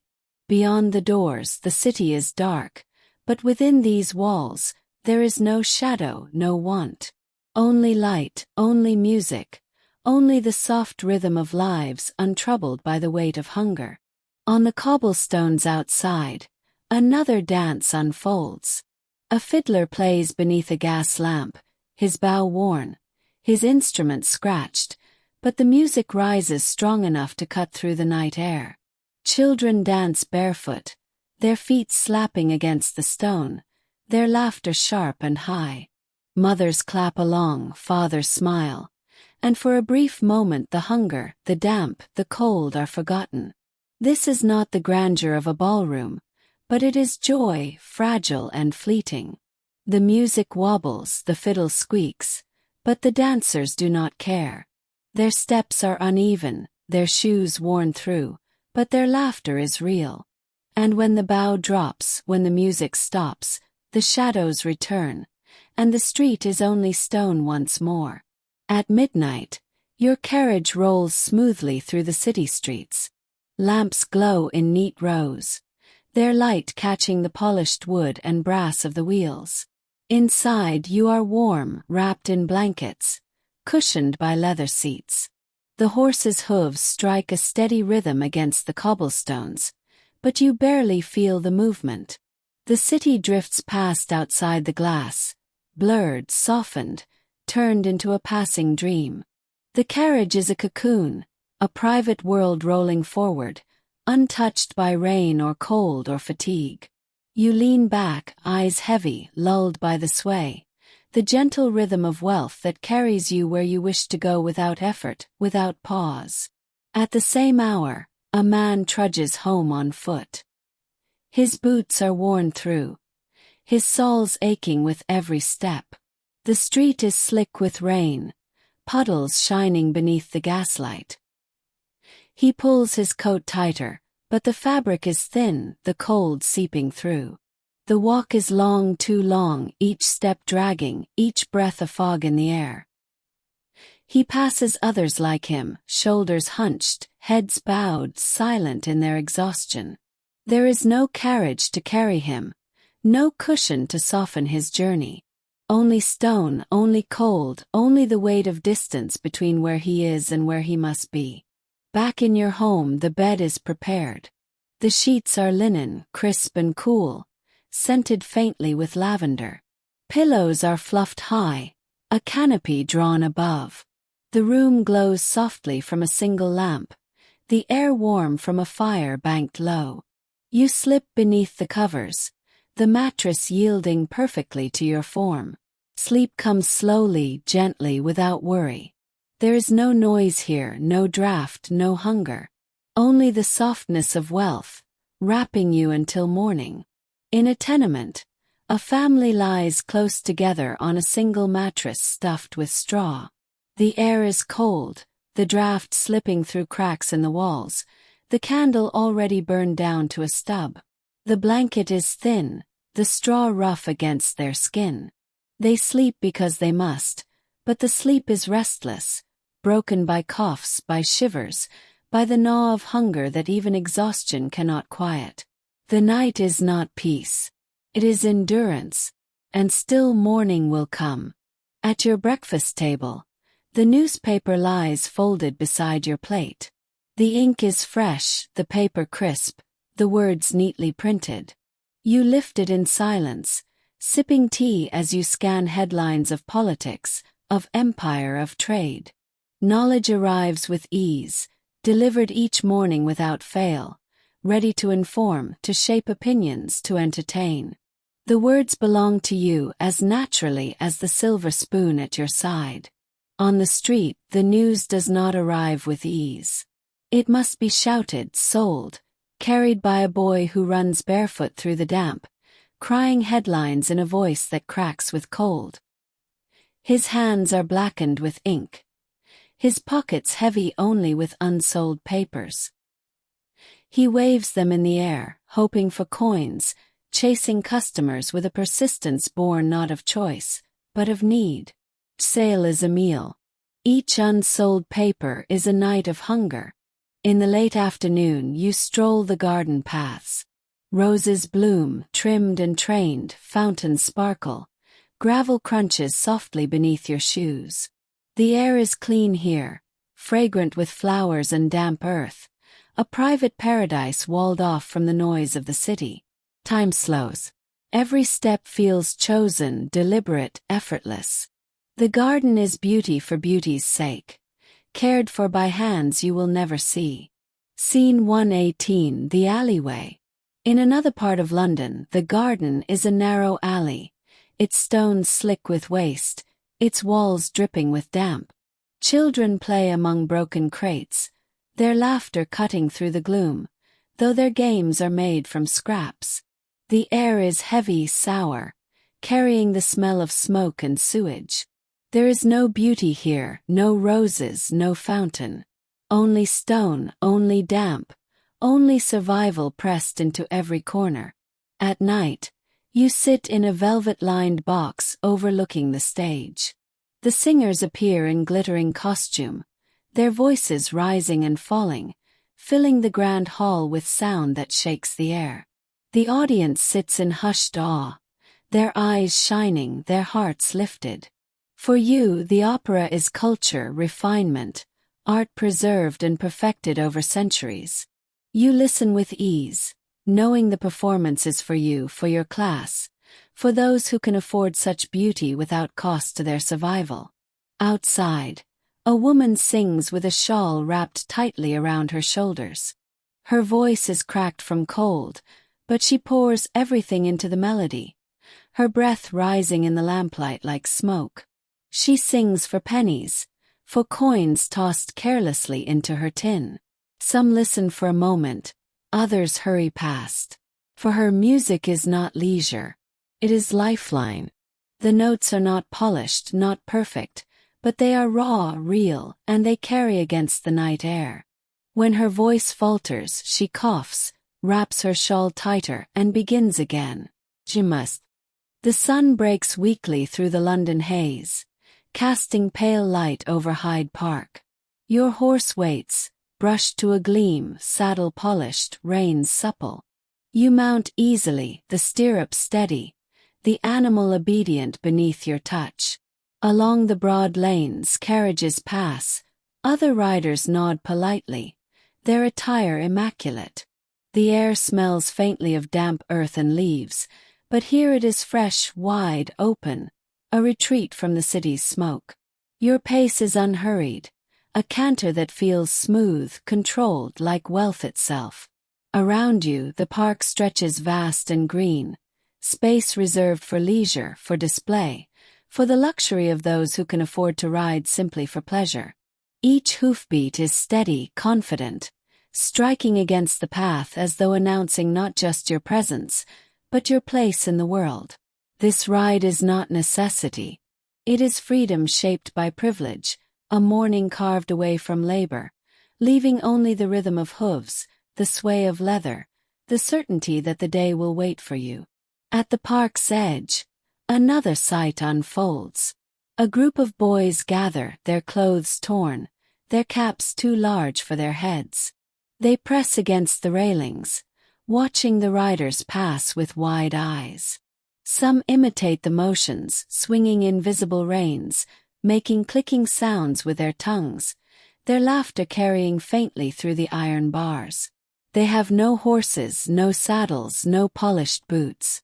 Their play is built on scraps of imagination, fleeting moments that cost nothing but reveal everything. One boy stretches a hand through the bars, as though to touch the gleaming coats of the animals, but the riders pass without notice. Soon the boys scatter, off to errands, to shoeshine boxes, to days of running messages across the city. Their freedom is not leisure. It is stolen in fragments, brief sparks of play before survival calls them away again. Back in your townhouse, the drawing room glows with firelight. The furniture is heavy, upholstered in velvet, its cushions deep. The wallpaper is rich with pattern, the carpets thick beneath your feet. A maid pours tea into delicate porcelain cups, steam curling into the air with the faint fragrance of bergamot and sugar. Family and friends gather around, speaking in measured tones, laughter soft and contained. The room feels insulated, a world within a world, where comfort is constant and the outside chill cannot intrude. Every item has been chosen for beauty, for harmony, for refinement. Even the silence is designed, punctuated by the crackle of fire and the gentle clink of porcelain. To sit here is to know safety, to feel that life can be made soft and warm, even in a city known for its sharp edges. Only a few streets away, a man sits hunched on a stone step, his coat pulled tight, his cap low over his brow. His breath fogs in the cold air, his hands hidden in his sleeves to keep from freezing. Around him, London bustles past, boots striking hard against cobblestones, skirts brushing by, but no one stops. He has no fire, no tea, no warm room waiting. His rest is taken here, in the open, where the wind cuts through layers of fabric as though it were nothing at all. The stone leaches heat from his body, the damp settles into his bones. He is both visible and unseen, a figure everyone notices but no one truly looks at. The city moves on. He stays seated, eyes lowered, waiting for warmth that will never come. Above your dining table, a chandelier hangs heavy with crystal, its prisms scattering light into rainbows that dance across the walls. The candles burn evenly, their wax dripping in perfect, slow rivulets down polished holders. The ceiling rises high above, painted in pale golds and whites, and the chandelier sways gently when the doors open. It is more than light. It is spectacle, a reminder that wealth can be turned into brilliance, into a glow that outshines the dark of the city outside. Each sparkle feels deliberate, each glimmer another reflection of fortune made visible. Guests sit below, their faces softened by the glow, their laughter gilded by the play of light. The chandelier burns as if the night itself could be held at bay by sheer beauty. On a narrow street, a gas lamp flickers. The flame dances unevenly, fighting against wind and damp, casting weak light over broken stones.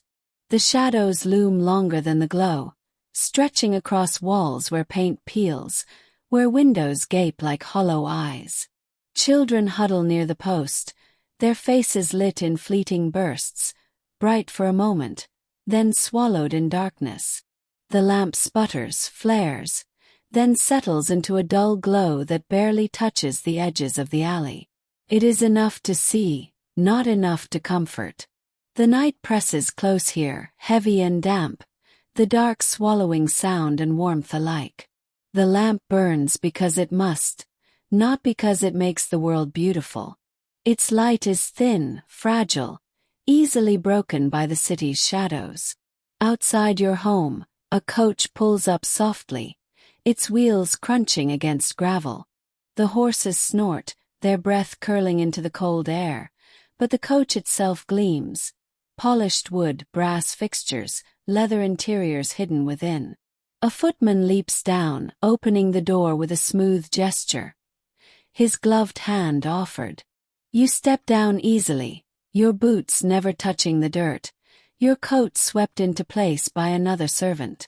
The arrival feels like ceremony, a small performance of status written into every polished detail. The night air touches your cheeks but never settles, for you are already moving inside, past warmth, past welcome, past comfort that waits without question. At the city's edge, a cart clatters by the docks. Not polished, not gleaming, but patched and uneven, its wheels groaning with every turn. A man urges it forward, his shoulders bent beneath the weight of boxes stacked high, each one bound for trade that he will never share in. His hands grip the reins, cracked and raw, his coat stiff with salt and damp. The horses stumble on cobbles slick with sea water, and the air smells of tar, fish, and coal smoke.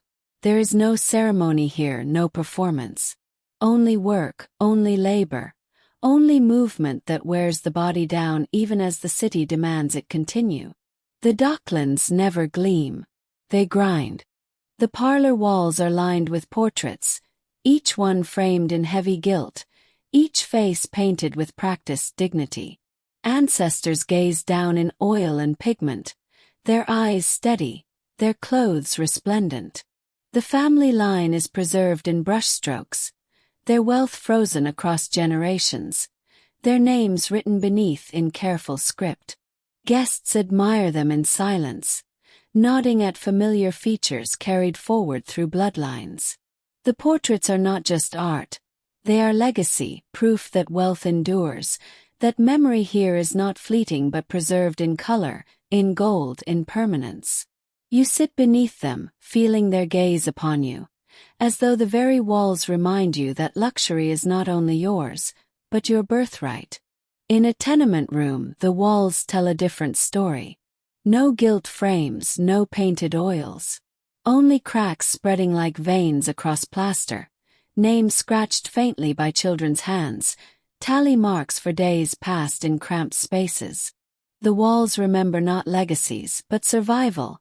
The scuffs of boots, the stains of smoke, the imprints of too many bodies pressed into too small a space. There is no preservation here, only decay that deepens with each season. Yet even in this crumbling plaster, there is memory. The scratch of chalk drawings, the faint outline of a hand pressed in soot, the remnants of people who will not be recorded in portraits but lived here nonetheless, leaving their marks behind like whispers against the stone. The velvet curtains in your salon fall heavy and rich, their folds deep, their color glowing in lamplight. They shut out the world, muffling the noise of the street, sealing the room in soft silence. To draw them is to command privacy, to create a cocoon of luxury where only those invited may enter. The fabric itself is thick, lined, impossible to see through, impossible to wear down. It is both beauty and barrier, a signal that inside is wealth, outside is the rest. And as they close each evening, the house becomes a world of its own, separated, untouchable, safe. In the East End, curtains are rags. A torn piece of cloth hangs across a cracked window, its edges frayed, its color lost to grime.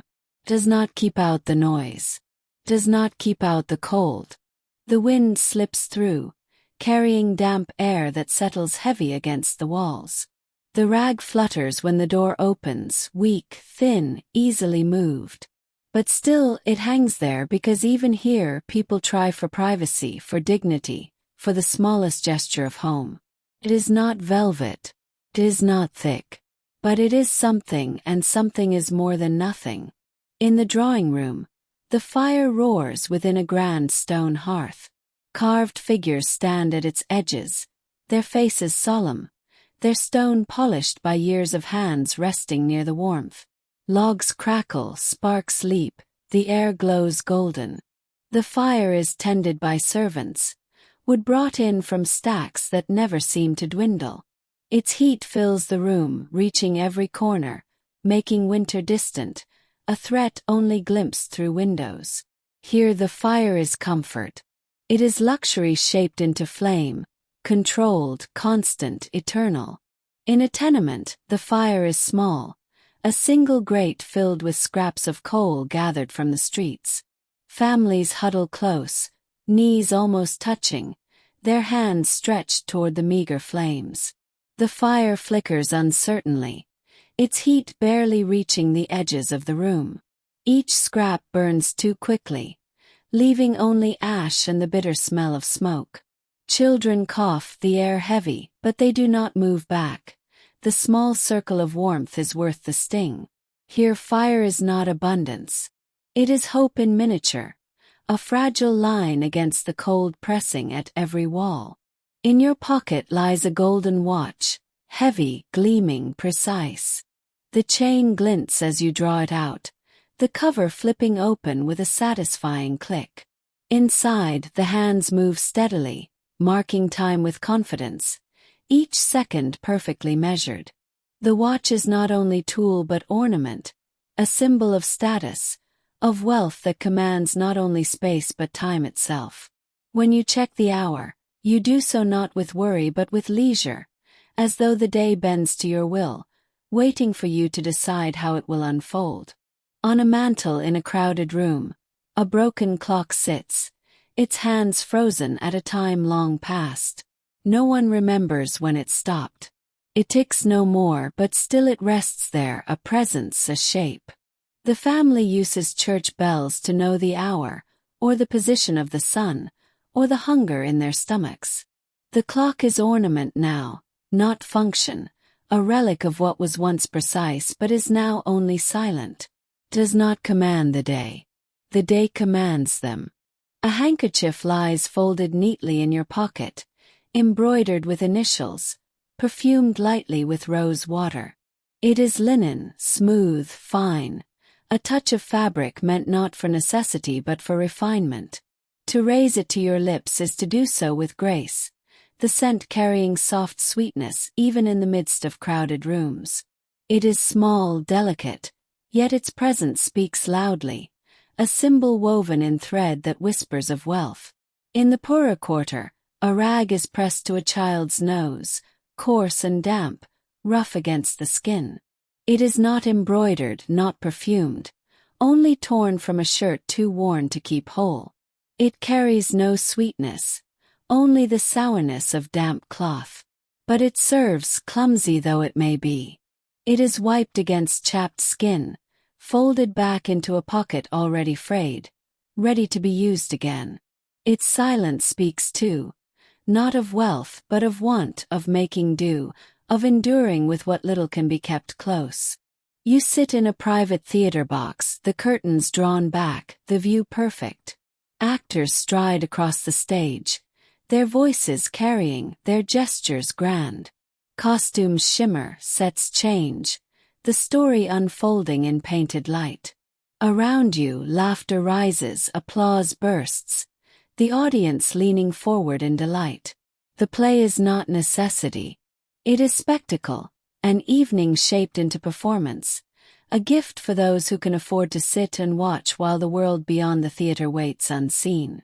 On a corner, a juggler tosses 3 battered balls into the air. His motions jerky, his rhythm uneven. A few stop to watch, coins clinking faintly into his cap when he bows. Children laugh, their hands clapping, though the balls are scuffed, the trick's simple.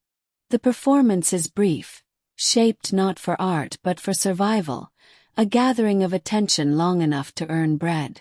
When the crowd drifts, the juggler gathers his things. His bow shallower now, his smile faded. The performance ends, the street reclaims him, and tomorrow he will stand again, ready to make survival into spectacle once more. The servants enter your morning room quietly, trays in hand. Silver teapots gleam, porcelain cups rest on delicate saucers. Steam curls from freshly brewed leaves, the scent light, floral, perfect. You sit in an upholstered chair, elbows resting on arms polished smooth by years of care. A maid pours your tea carefully, avoiding spills, the flow steady, precise. Another arranges fresh scones on a plate, butter soft, jam in tiny crystal dishes. The light catches on the edges of the furniture, warming the gold inlaid wood. Every detail is exact, the table set as much for beauty as for use. You sip slowly, feeling the warmth spread through your hands and body, the world reduced to this small circle of perfection. Outside, the city stirs, but here time itself seems paused, a quiet luxury of morning. A few blocks away, children sit on cold stones, sharing a single crust of bread broken unevenly. Their fingers are red with cold, and the damp seeps through thin clothing. A mother divides the bread carefully, tears it small so that each child gets a portion.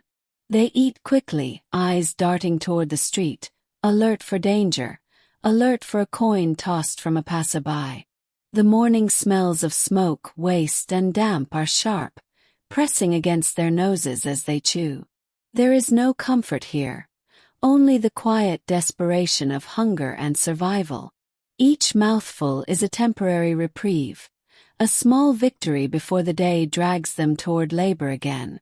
Sunlight filters into your conservatory through glass panels, striking the leaves of ferns and palms.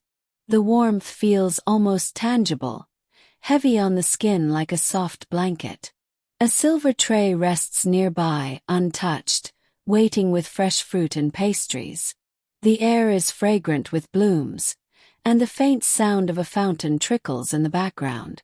You recline in a wicker chair, book in hand, eyes half closed. No sound intrudes but the gentle lapping of water. No need disturbs you. Here, the world is crafted for comfort, each sensation measured, every detail curated to encourage calm and rest. The day is yours, and you take it slowly, luxuriating in the ease that wealth affords. Beyond the walls of opulence, the factory whistle pierces the morning air. Men, women, and children surge into the yard, their breath clouding in the chill. The machines roar as if alive, each stroke a reminder of unrelenting labor. The air smells of coal, oil, and sweat. Tiny hands clutch tools far too large, eyes squinting against sparks and smoke. There is no room to pause, no moment of calm. Each hour is measured in toil, each breath worked for. The whistle marks not leisure but another day of relentless effort, another day where survival outweighs thought or comfort. Later you sink into a velvet armchair in the drawing room. The fabric is smooth, cool at first touch, then warm from your body. A small cushion supports your back. Your feet rest on a thick carpet, plush and forgiving. The room is silent, the only sound the ticking of a clock whose hands glide smoothly, unhurried. You close your eyes, letting the quiet envelop you. Here, even stillness is a luxury, a chance to be fully present in the comfort crafted by generations of wealth and attention. The house itself seems to breathe along with you, walls holding warmth, silence, and safety. In contrast, a street vendor sets up his wooden stall on uneven stones. The paint is chipped, the surface rough and splintered. He arranges fruit that has begun to bruise, bread that is drying at the edges. Coins are few, customers are fewer. He calls out loudly, throat raw from shouting, hoping for attention that may not come. The day is long, and the cold seeps through his coat as he leans over his goods. Each coin gained feels heavy, each loss heavier, the weight of survival pressing down until nightfall. There is no leisure, no comfort, only movement and the constant quiet calculation of what will feed him and his family today. The afternoon drifts lazily in your estate. Curtains are drawn, casting soft shadows across the floor. A servant lays a light blanket over your lap, allowing you to recline without worry.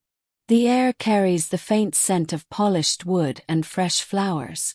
Outside, the gardens glimmer, yet their labor is unseen, silent. You close your eyes, letting your mind wander, the day stretching unhurried before you. Even the passage of time is softened, measured not by necessity but by ease, by choice. The nap is not stolen from work. Work is unnecessary. Sleep here is complete, whole, uninterrupted. Meanwhile, a child rests on a thin mattress in a tenement, trying to ignore the sounds around him. His younger siblings cry, the wind whistles through gaps in the walls, and rats scurry along the floorboards. Sleep comes fitfully, broken by hunger pangs and noise. Every small sound makes him tense. Every ache wakes him. Rest is not a choice. It is a fragile pause in an otherwise relentless day. When he finally stirs, it is not with leisure but with resignation. The day will demand attention, and he must rise to meet it. You walk slowly through manicured gardens, the gravel crunching softly beneath your boots.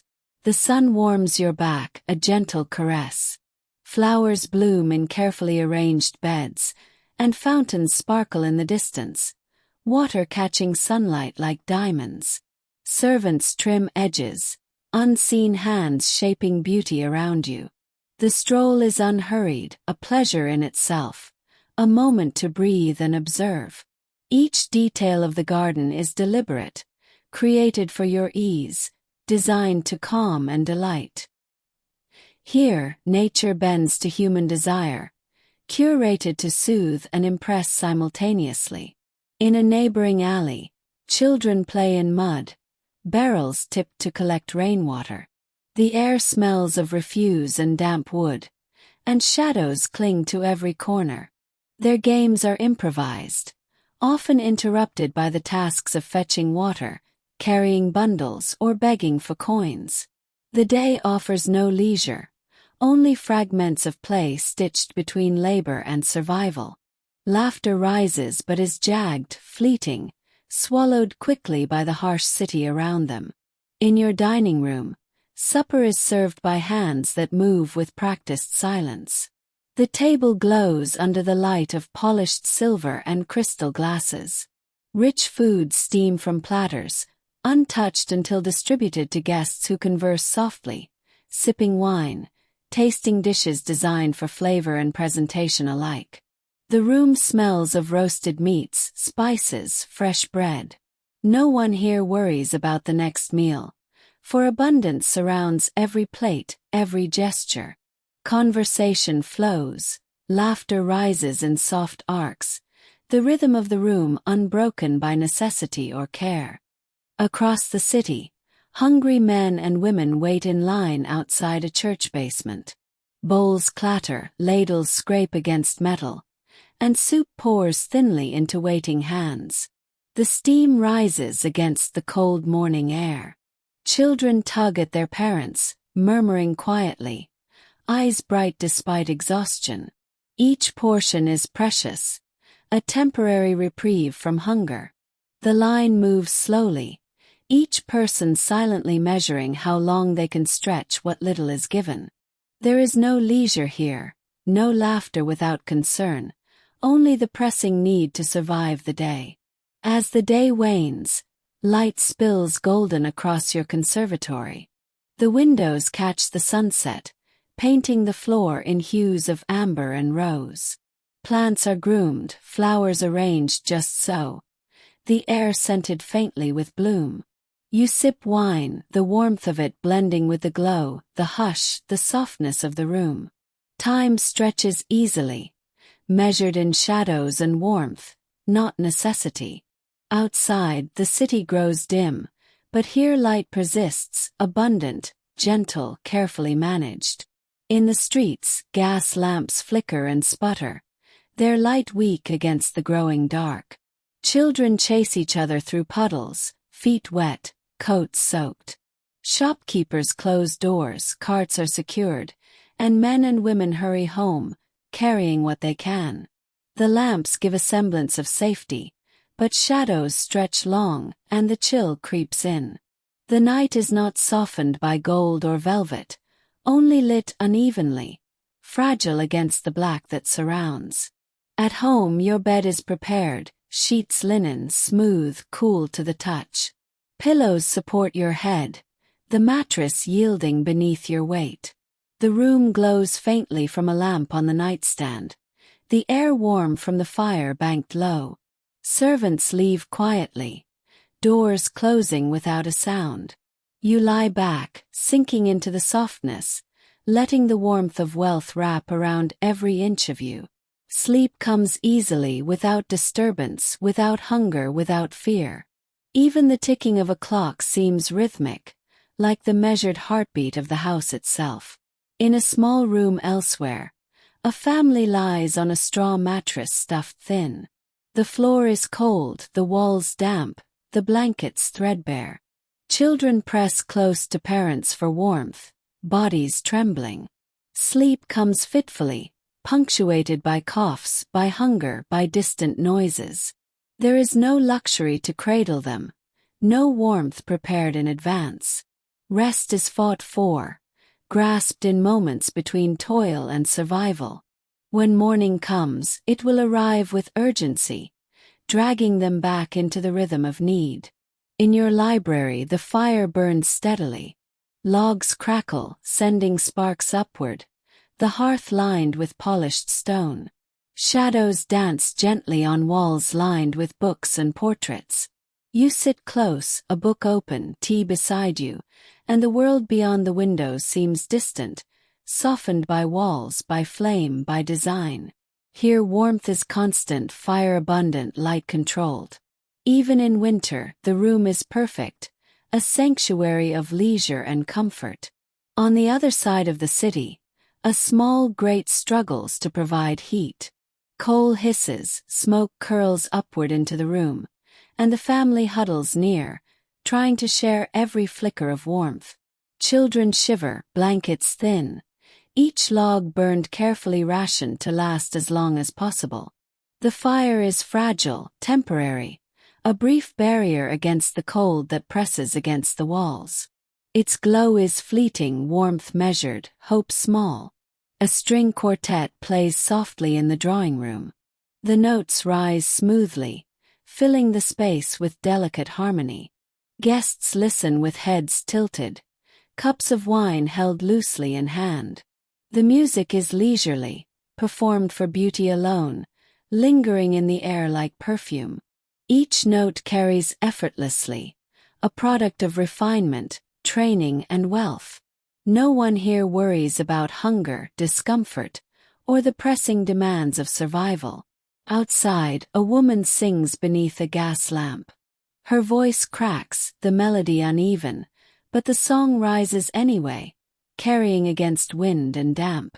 Coins fall sporadically, children clap, but most passers-by hurry along. She sings because she must, because the next meal depends on it.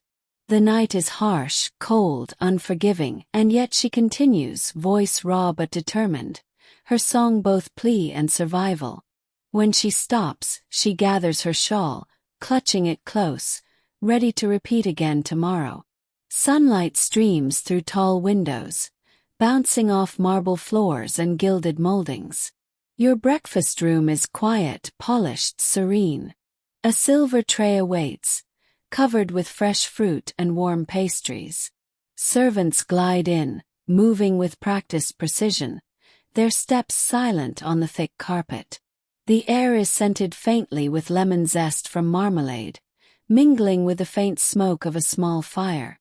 You sip tea slowly, lifting the cup to your lips, feeling warmth spread through your hands, your body, your mind.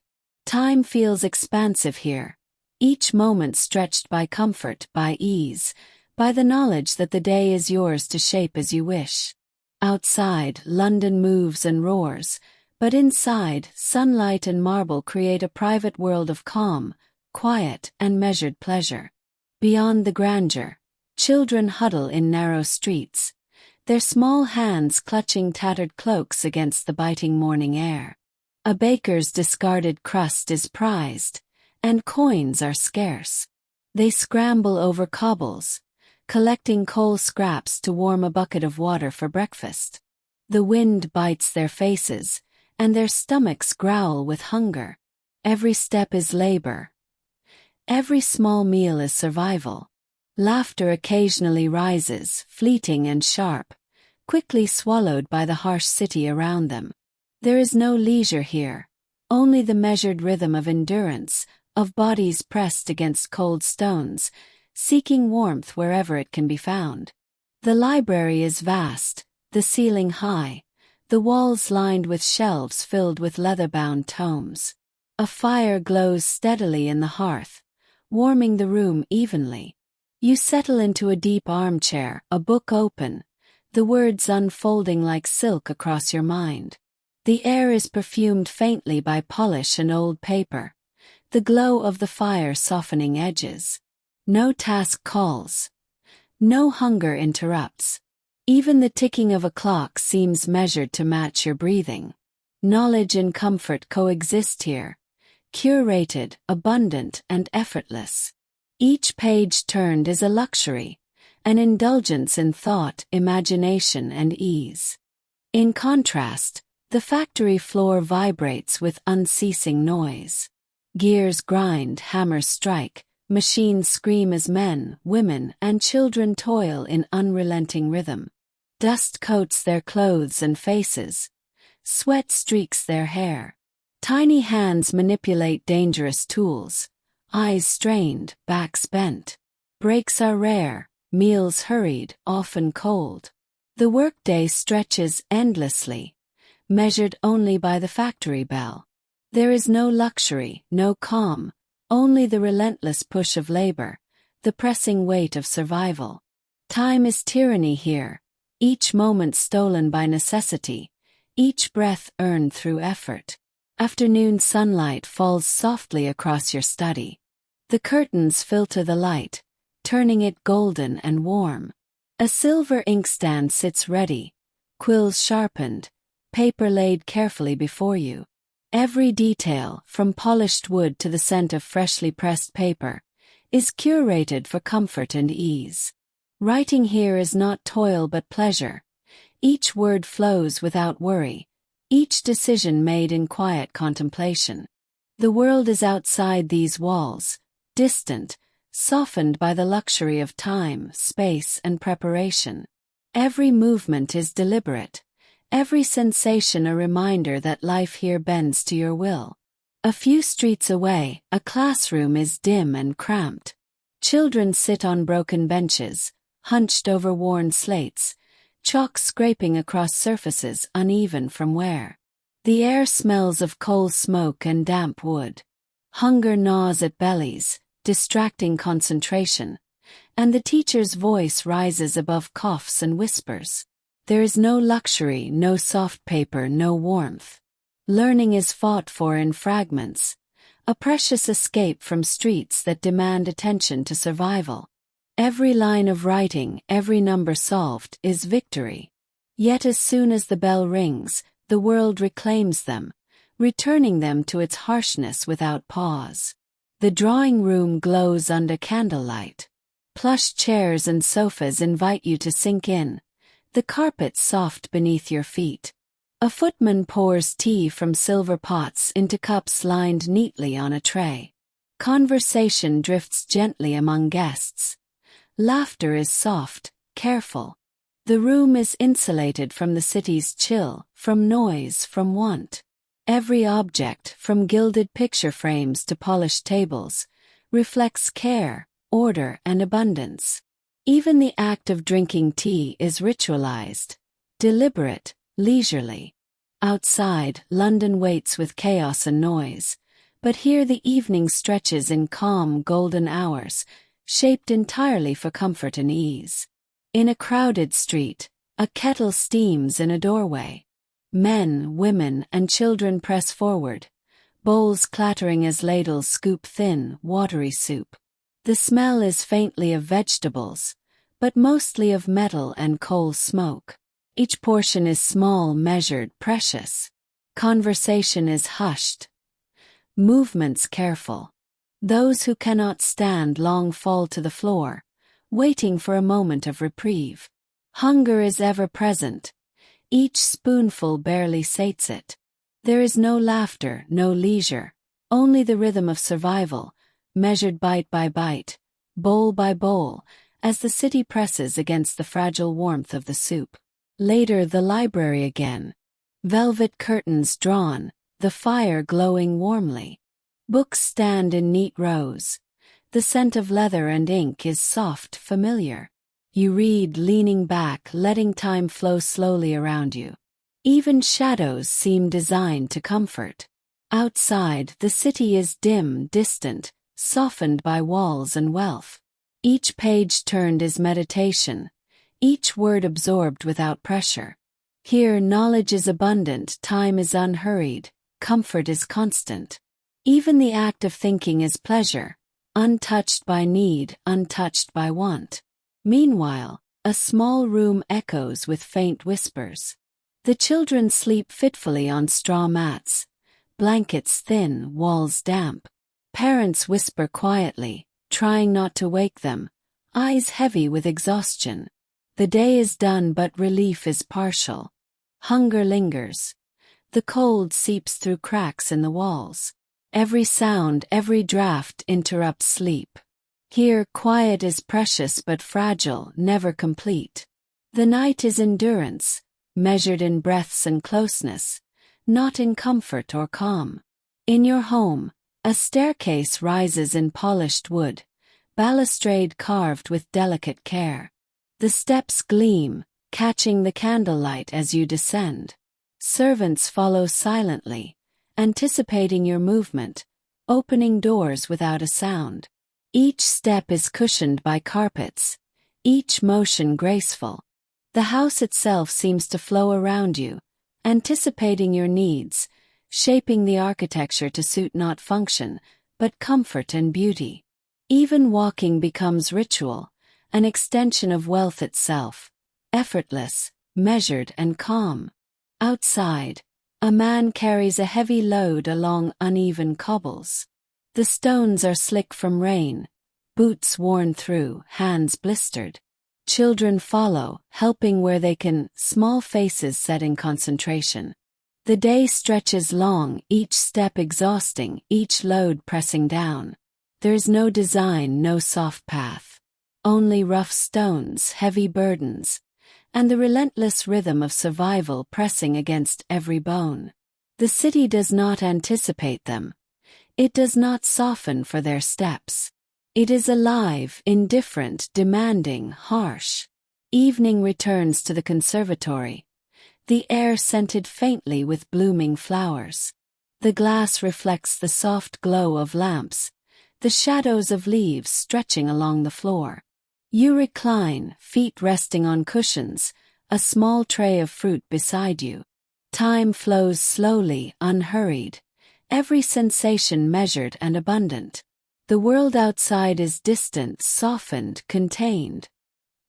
Here, comfort is constant, leisure endless, and even the fading light feels curated, gentle and perfect.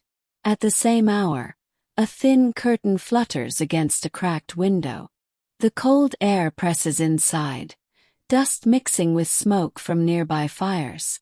Children press close to parents, blankets thin and worn. A candle sputters in the corner, barely illuminating the room. The night is heavy, the cold invasive, hunger gnawing at stomachs. Sleep is fleeting, rest broken. Comfort is absent. Only closeness, warmth shared body to body, holds back the relentless pressure of the evening. In your home, supper glows under candlelight. Silverware clinks softly, the fire crackles, wine glimmers in glasses. Conversation flows, unhurried, soft. Food is abundant, choices multiple, flavors rich.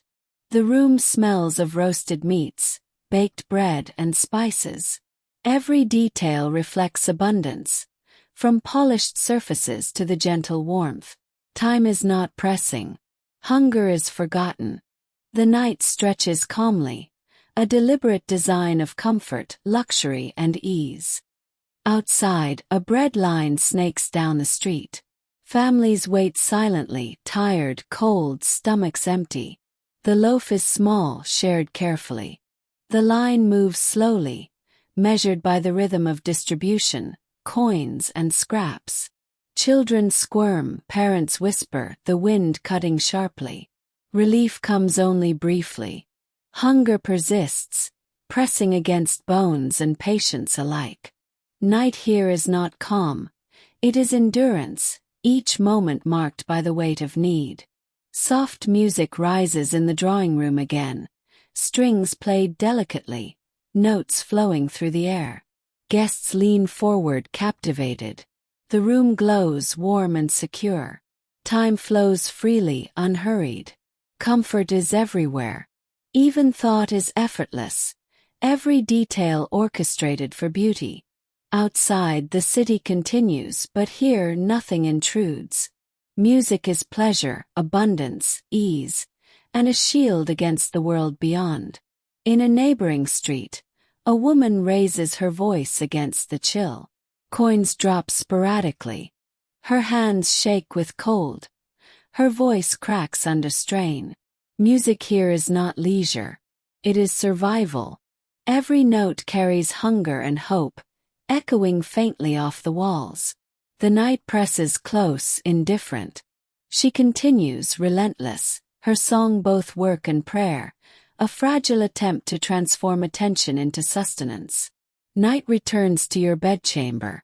Linen sheets smooth, pillows fluffed, fire low but glowing. Sleep comes quickly, soft, unbroken, warm. Even the shadows feel safe, moving gently with the firelight. Here every need is met. Comfort is constant, unthreatened, abundant. Sleep is not only possible. It is assured, complete, indulgent, a luxury fully realized. Across the city, a family presses together on a straw mattress. Blankets thin, walls cold, the room damp. Sleep is fragile, interrupted by hunger, cold, or noise. The night offers no comfort, only the shared warmth of bodies, brief and fleeting. Rest is fought for, never guaranteed. Darkness is heavy, and morning will bring labor anew. At your desk, candlelight flickers softly across polished wood. Quill rests in ink, ready. Paper is smooth, thick, waiting for careful strokes. Thoughts flow freely. Each word appears without strain. The room smells faintly of wax and old paper, warm and comforting. Outside, the city's noises are distant, softened by walls and wealth. Time is yours to shape. There is no urgency, no pressure. Every motion is deliberate, every sensation cushioned. Writing becomes meditation, a pleasure, a luxury afforded only by comfort and abundance. On a cobbled corner, a beggar crouches, hands outstretched. Rain drips from rooftops, soaking clothes, chilling bones. Passers-by hurry past, boots splashing through puddles. Coins are rare, gestures of pity fleeting. Hunger presses at stomach and mind. Cold seeps through threadbare garments. Each moment is survival, each breath measured against the chill. The night promises nothing. Warmth, comfort, and rest are absent. Yet still, he stretches his hands, hoping for a coin, a scrap, anything to hold back despair for another hour. Your study glows with soft lamplight. Curtains drawn, fire crackling, books arranged perfectly. You sit in a high-backed chair, sipping wine, letting the warmth seep into your hands and chest. Thoughts drift, unconstrained by worry or necessity. Every object, every texture, every scent is chosen for beauty, comfort, and ease. Time flows like silk, slow and luxurious. Outside, the city fades into shadow, but within these walls, abundance reigns. Even silence is pleasurable, cushioned, complete. A whistle blows across the factory yard. Workers trudge home, bodies aching, lungs filled with coal dust. Children with small, blistered hands carry scraps of wood or bundles of cloth. Smoke curls over chimneys, the streets dark and wet. Hunger and fatigue press down as heavy as the machines that ground their labor all day. The city offers no pause. The night is cold, loud, demanding. Survival here is measured in endurance, every motion a response to necessity, not comfort. Dinner is served in your dining room, candles flickering across polished silver and crystal glasses. Roast meats, fresh vegetables, and baked breads are abundant. Guests converse softly, wine gliding smoothly over the tongue. The room is warm, the fire roaring low, shadows dancing elegantly along walls lined with paintings and mirrors. Time stretches, measured not by obligation but by desire. Every bite, every sip, every movement is deliberate, slow, and pleasurable. Outside, London churns, but here the evening is a sanctuary of luxury and calm. In a narrow alley, a line of people waits for a thin soup. Steam rises into cold air, scents of boiled vegetables mingling with smoke and damp. Children cling to mothers, shivering. Portions are small, rationed carefully, every spoonful precious. There is no luxury, no comfort, only the pressing weight of hunger and the faint hope that this brief warmth will last until morning. Each moment is measured, survival a constant calculation. The night is long and heavy, and relief is fleeting. The sun dips low over your estate, spilling soft amber light across the conservatory floor. Ferns and flowers glow, glass reflecting the fading light. You recline in a wicker chair, sipping tea, the warmth of the day lingering gently. Time moves slowly, easily, wrapped in comfort and calm. Outside, the city fades into evening. Inside, everything is controlled, soft, deliberate, and reassuring. Every sensation is abundant, curated, and pleasurable, an antidote to the harshness of the world beyond. In a cramped room, shadows stretch long. Children huddle on thin blankets. Parents whisper quietly. The cold presses through walls, the air damp and heavy. Hunger gnaws. Every sound is sharp, every movement cautious. Night promises no ease, no comfort. Sleep is restless, brief, and stolen between the demands of cold and hunger. Darkness is oppressive, survival a constant, urgent calculation. Each breath is measured against the chill, each heartbeat a reminder of the fragility of rest. You return to your drawing room, fire glowing warmly in the hearth. Velvet curtains drawn, the room bathed in amber light. Guests sip wine, conversation soft and easy. Music drifts faintly from a piano in the corner. Every element is designed for comfort, for calm, for beauty. Time is expansive, measured in shadows and firelight, in the slow unfolding of evening. Hunger is absent, cold does not intrude. Here, wealth and leisure shape the very air, softening the passage of night into indulgent calm. Outside, a lamplighter trudges down streets slick with rain. Coal dust and smoke fill the air. Children cling to parents' coats. Doors slam, boots clatter. A man sweeps debris into puddles, the rhythm constant, necessary. The night is long, the cold invasive. Safety is scarce, warmth fleeting. Every movement is effort, every breath measured against discomfort. Sleep, if it comes, is brief and fragmented. The city outside the wealthy walls is alive with struggle, each soul pressed by the relentless demands of survival. Back home, silk curtains sway softly as a breeze enters through open windows. The room is dimly lit by lamps, soft shadows falling across polished furniture. You sink into an armchair, glass of wine in hand, letting warmth from the fire and gentle light from the lamps envelope you. Time stretches luxuriantly. The night is yours. No sound intrudes, no hunger calls.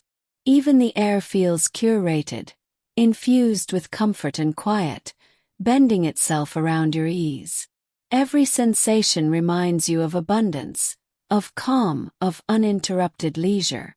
A child presses against a brick wall, knees drawn to chest, blanket thin and wet. The air is sharp, biting, smelling of coal smoke and refuse. Hunger rumbles in the stomach. The cold presses into bones. A man stumbles past, booted feet splashing through puddles. Coins are rare, scraps rarer. The night is heavy, unyielding. Rest is tentative, fractured, brief. Each breath is survival, each shiver a reminder that comfort is absent, fleeting, impossible to take for granted. In your parlor, candles flicker softly. Tea is poured. Pastries are offered. A soft fire crackles in the hearth. Conversation drifts gently, unhurried, calm.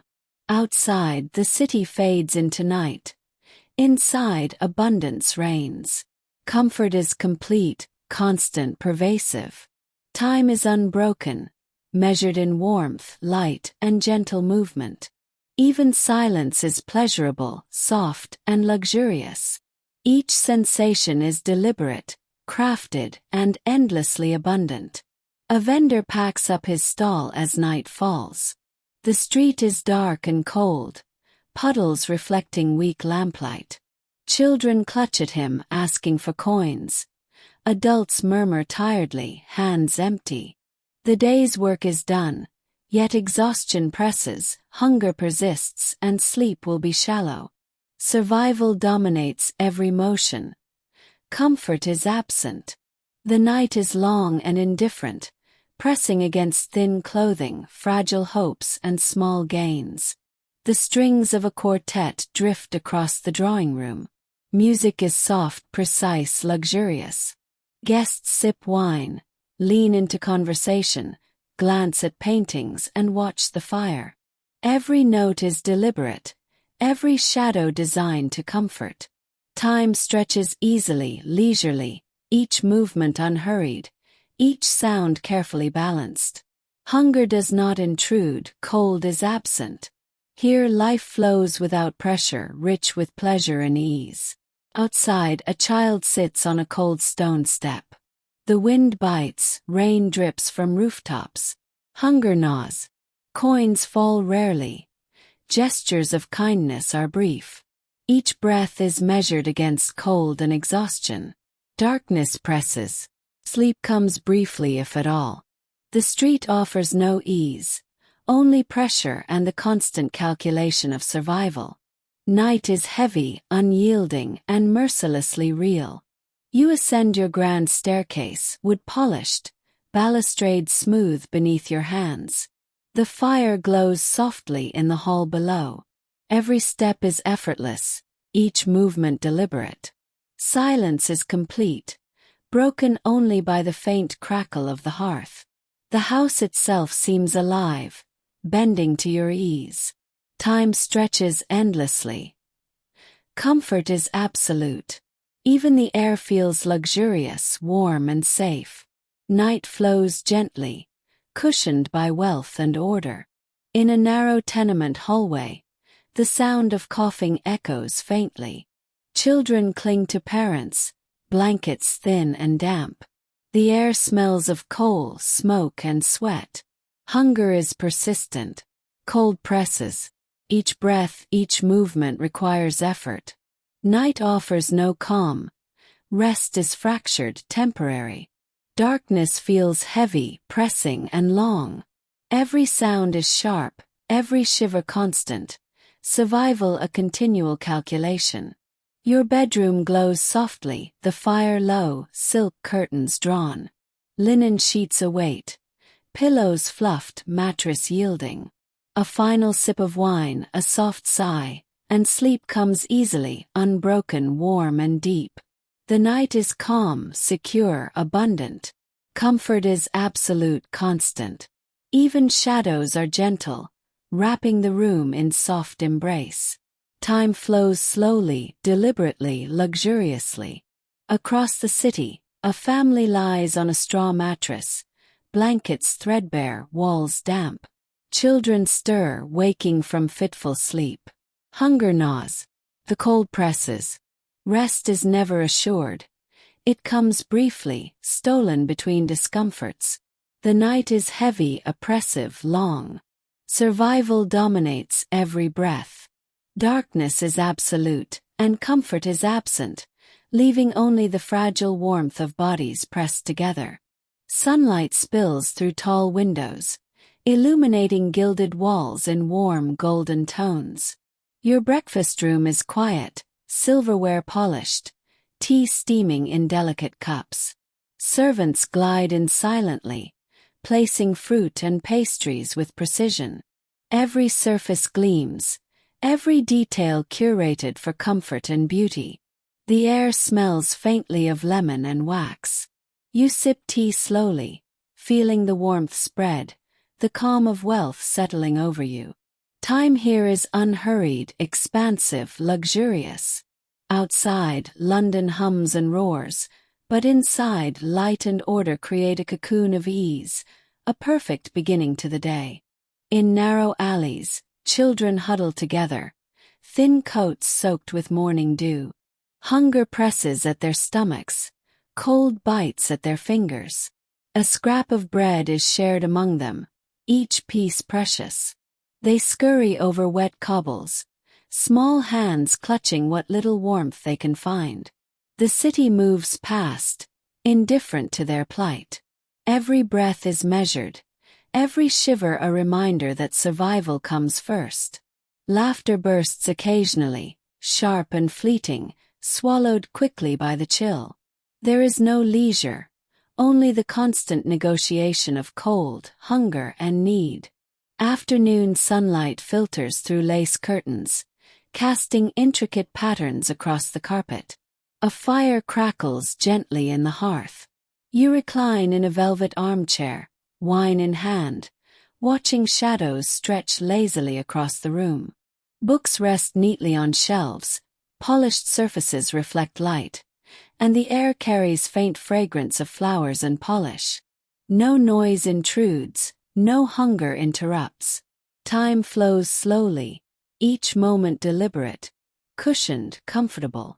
Even the act of sitting feels like indulgence, a luxury that shapes not only the body but the mind. Across the city, the factory thrums with unrelenting noise. Machines grind, hammers strike, children's small hands clutch tools too large. Faces streaked with soot, sweat, and grime strain against exhaustion. Coal dust coats hair and clothing, lungs ache. Each moment is dominated by labor. Every breath is work. Breaks are short, meals hurried, sleep delayed. There is no comfort, only the relentless pulse of necessity. Time is measured by machines and bell signals, not by choice or leisure. The night will bring exhaustion but little rest. A tray glimmers with silver, tea steaming, scones warm from the oven. Servants move gracefully, anticipating your every need. Conversation drifts gently, soft laughter rising without urgency. The sun falls softly through the curtains, warming the polished floor. Every detail, from table arrangement to scent in the air, is curated for pleasure. Time stretches, unhurried and complete. Each sip of tea, each bite, each small movement is a meditation, a reminder of abundance, leisure and ease. Outside, London is distant. Inside, the world flows slowly, perfectly, luxuriously. In a dim alley, a ladle scrapes against a kettle filled with thin soup. Children and adults press forward, bowls clattering. Steam curls into the cold air, the smell a mixture of vegetables and smoke. Portions are small, hunger gnaws. Conversation is hushed, movements careful, deliberate. Every mouthful is a temporary reprieve, each spoonful precious. The night looms cold and unyielding. Comfort is absent. Survival dominates, pressing on every bone and breath. The faint warmth of soup is all that shields them from the unrelenting chill outside. Evening sunlight paints the conservatory in amber tones. Ferns, palms, and flowers bask in the fading light, reflecting off glass panes. You recline in a wicker chair, warm tea in hand. Time drifts slowly, unhurried. The air is perfumed, the temperature perfect, every detail curated for comfort and serenity. Outside, the city fades into shadow. Inside, life is soft, controlled, and abundant. Each breath, each sensation carries ease and luxury. The day's pressures dissolved in warmth, light, and beauty. In a cramped room, children press close to parents on thin blankets. Walls are damp. Air smells of coal and smoke. Hunger gnaws at stomachs. Cold presses on bones. Every sound, every movement, is magnified in the silence. Sleep comes fitfully, broken by discomfort, hunger, or fear.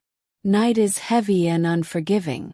There is no calm, only endurance, body pressed to body, momentary warmth holding back the relentless chill.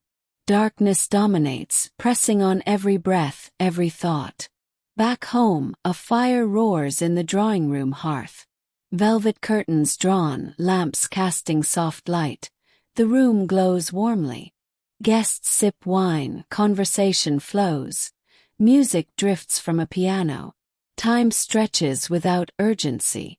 Every object, every sensation is curated for ease. Hunger does not intrude. The cold cannot touch you. Silence itself is luxurious. Even shadows dance gently, enhancing comfort. Here, the night is a slow, golden flow of warmth, leisure, and abundance, the world outside softened and distant. In dark streets, a lamplighter trudges along, coal in hand, light flickering weakly against wind and rain. Children cling to parents, shivering. Doors slam, puddles splash. Survival dominates every motion. Hunger, cold, and exhaustion press like invisible weights. Every step requires effort. Every breath is calculated. Sleep, if it comes, is brief and interrupted. The night is long, heavy, and indifferent. Comfort is scarce. Darkness presses close, harsh and uncompromising. Silk and velvet curtains in your bedroom sway softly in the evening breeze. The room glows under lamplight. Fire crackles gently. You sink into an armchair, sipping wine, letting warmth from the fire and glow from the lamps envelop you. Time stretches leisurely. Each sensation is cushioned, every movement deliberate. The night is gentle, soft, abundant. Silence and comfort surround you, shaping the air, slowing your breathing, bending the world to ease and calm. A child presses against a cracked window in a tenement. Wind cuts through the gaps, chilling skin.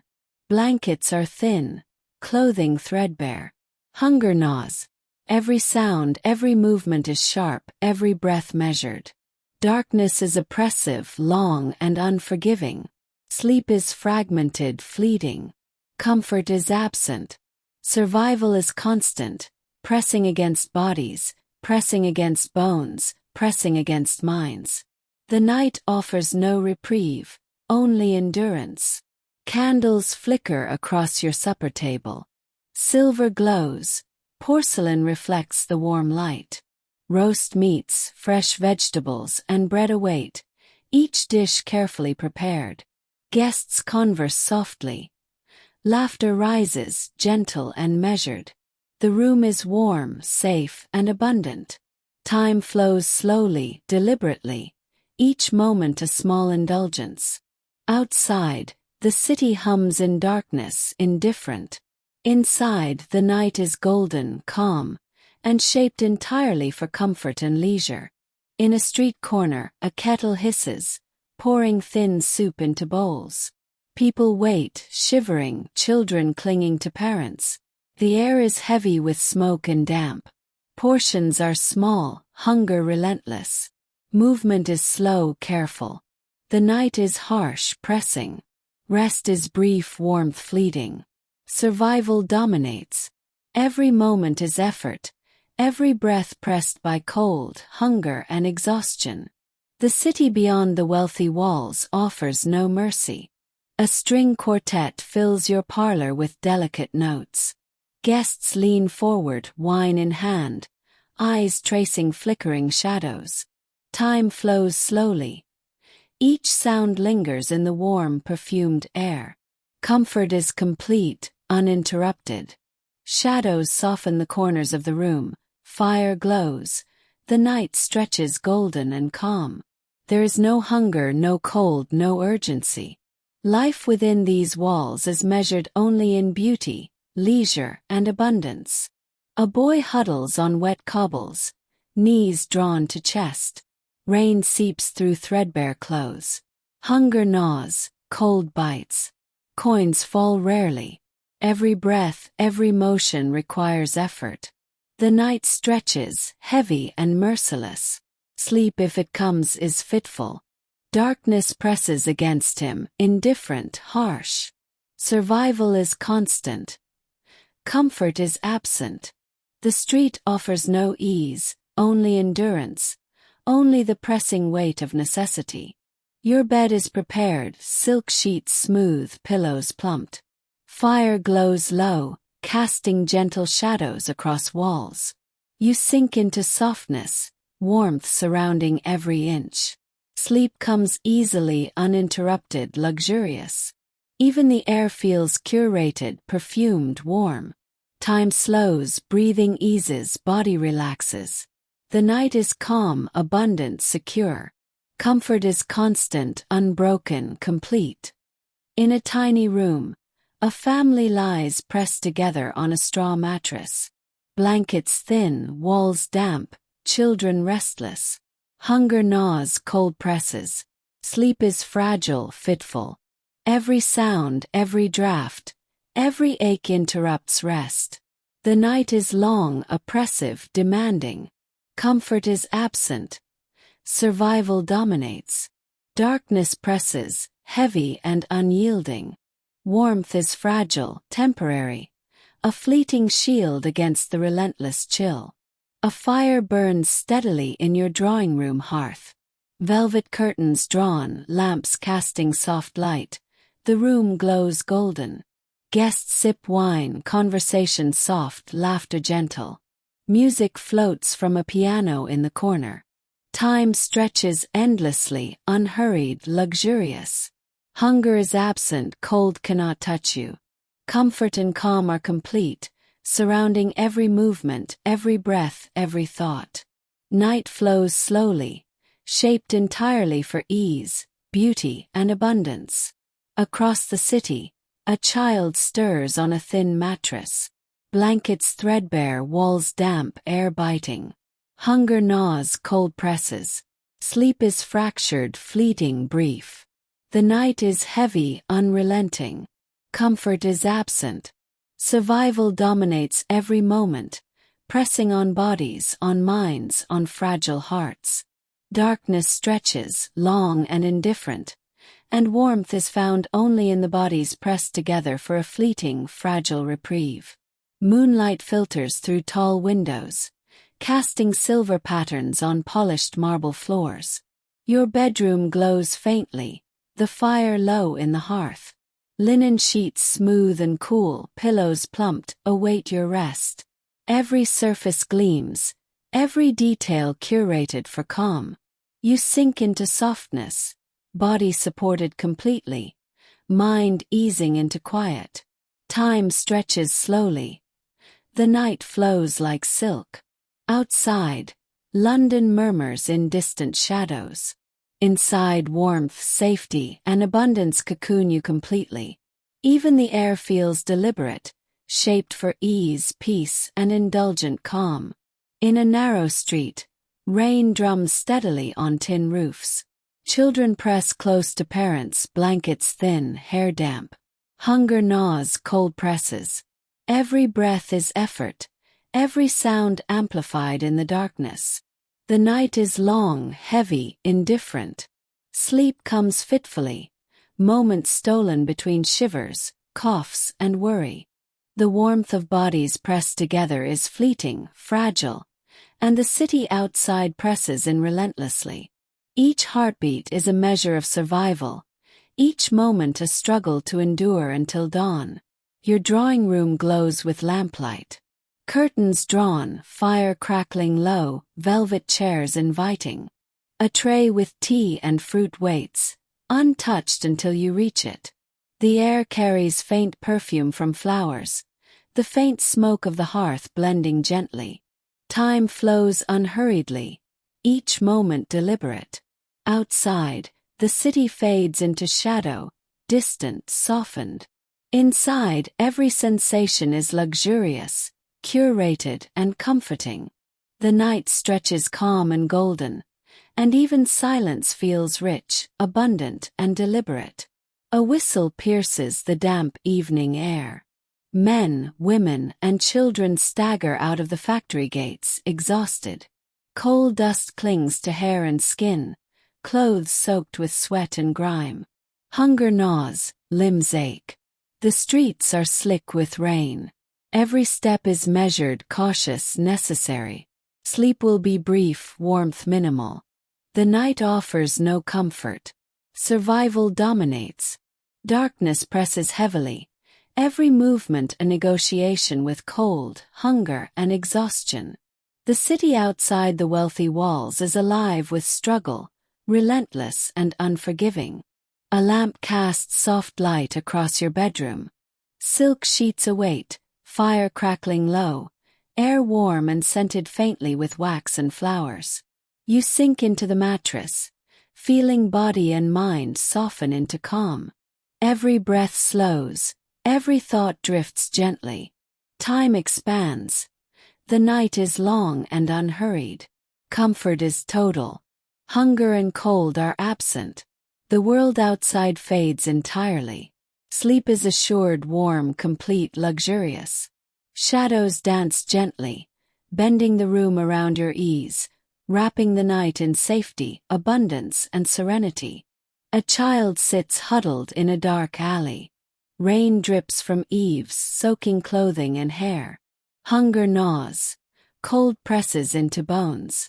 Every breath requires effort, every movement is measured. Shadows stretch long. The night is indifferent. Sleep comes in fragmented moments, brief and restless. Comfort is absent. Survival dominates.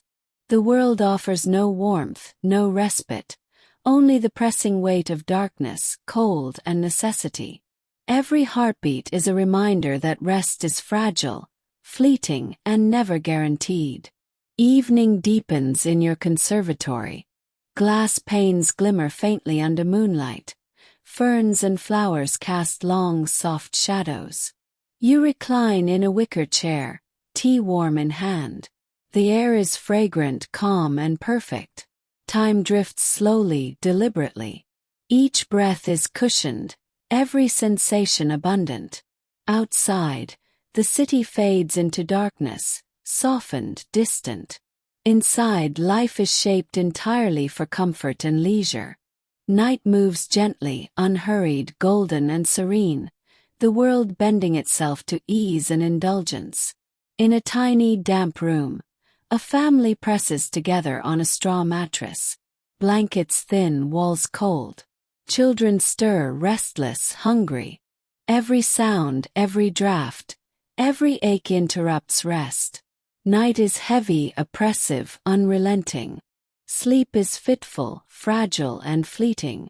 Warmth is shared body to body, temporary, fragile. Darkness presses, indifferent, unforgiving. Comfort is absent. Survival dominates. Each breath, each shiver, each heartbeat is measured against cold, hunger, and the relentless city pressing outside. In your drawing room, a final cup of tea waits. Fire crackling low, curtains drawn, lamps casting soft light. You sip slowly, warmth spreading through hands and chest. Time drifts luxuriously. Moments stretch without urgency. Every surface gleams, every scent and texture curated. Outside, the city is dark, distant. Inside, comfort, calm, and abundance surround every movement, every breath. Silence itself feels indulgent, a gentle caress, and the night flows golden, slow, and unbroken. Across the city, some sleep peacefully in warmth and comfort, others lie huddled on cold floors, pressed together for the faintest heat. Night blankets all alike, but unevenly. In your home, silk sheets and velvet chairs cradle ease. In the tenement, straw mattresses and threadbare blankets press close against cold. Sleep is a luxury for some, endurance for others. Darkness flows across rooftops, alleys, and streets. The city breathes slowly, some hearts eased, others pressed by survival. The night stretches long, soft for some, harsh for others, carrying all into the slow, inevitable flow toward morning. The night deepens, soft and quiet. In your bedroom, silk sheets cradle you, the fire low, casting gentle shadows that flicker and stretch across the walls. Every sound is softened, every breath slow and even. Outside, the city sleeps or struggles, but here all is still, calm and safe. You sink deeper into warmth, letting limbs relax, thoughts slow, heart steady. Time feels endless, folded into itself, a gentle, unbroken current. The faint rustle of curtains, the whisper of air through the window, the soft glow of lamp light, they all lull you further. Darkness is not heavy. It is a soft blanket. Comfort is absolute. Ease is complete. You drift slowly, effortlessly, into deep, uninterrupted sleep, cradled by warmth, security, and quiet. And with this final breath, the city, your house, the world itself seems to sigh, settling into the same gentle, timeless night.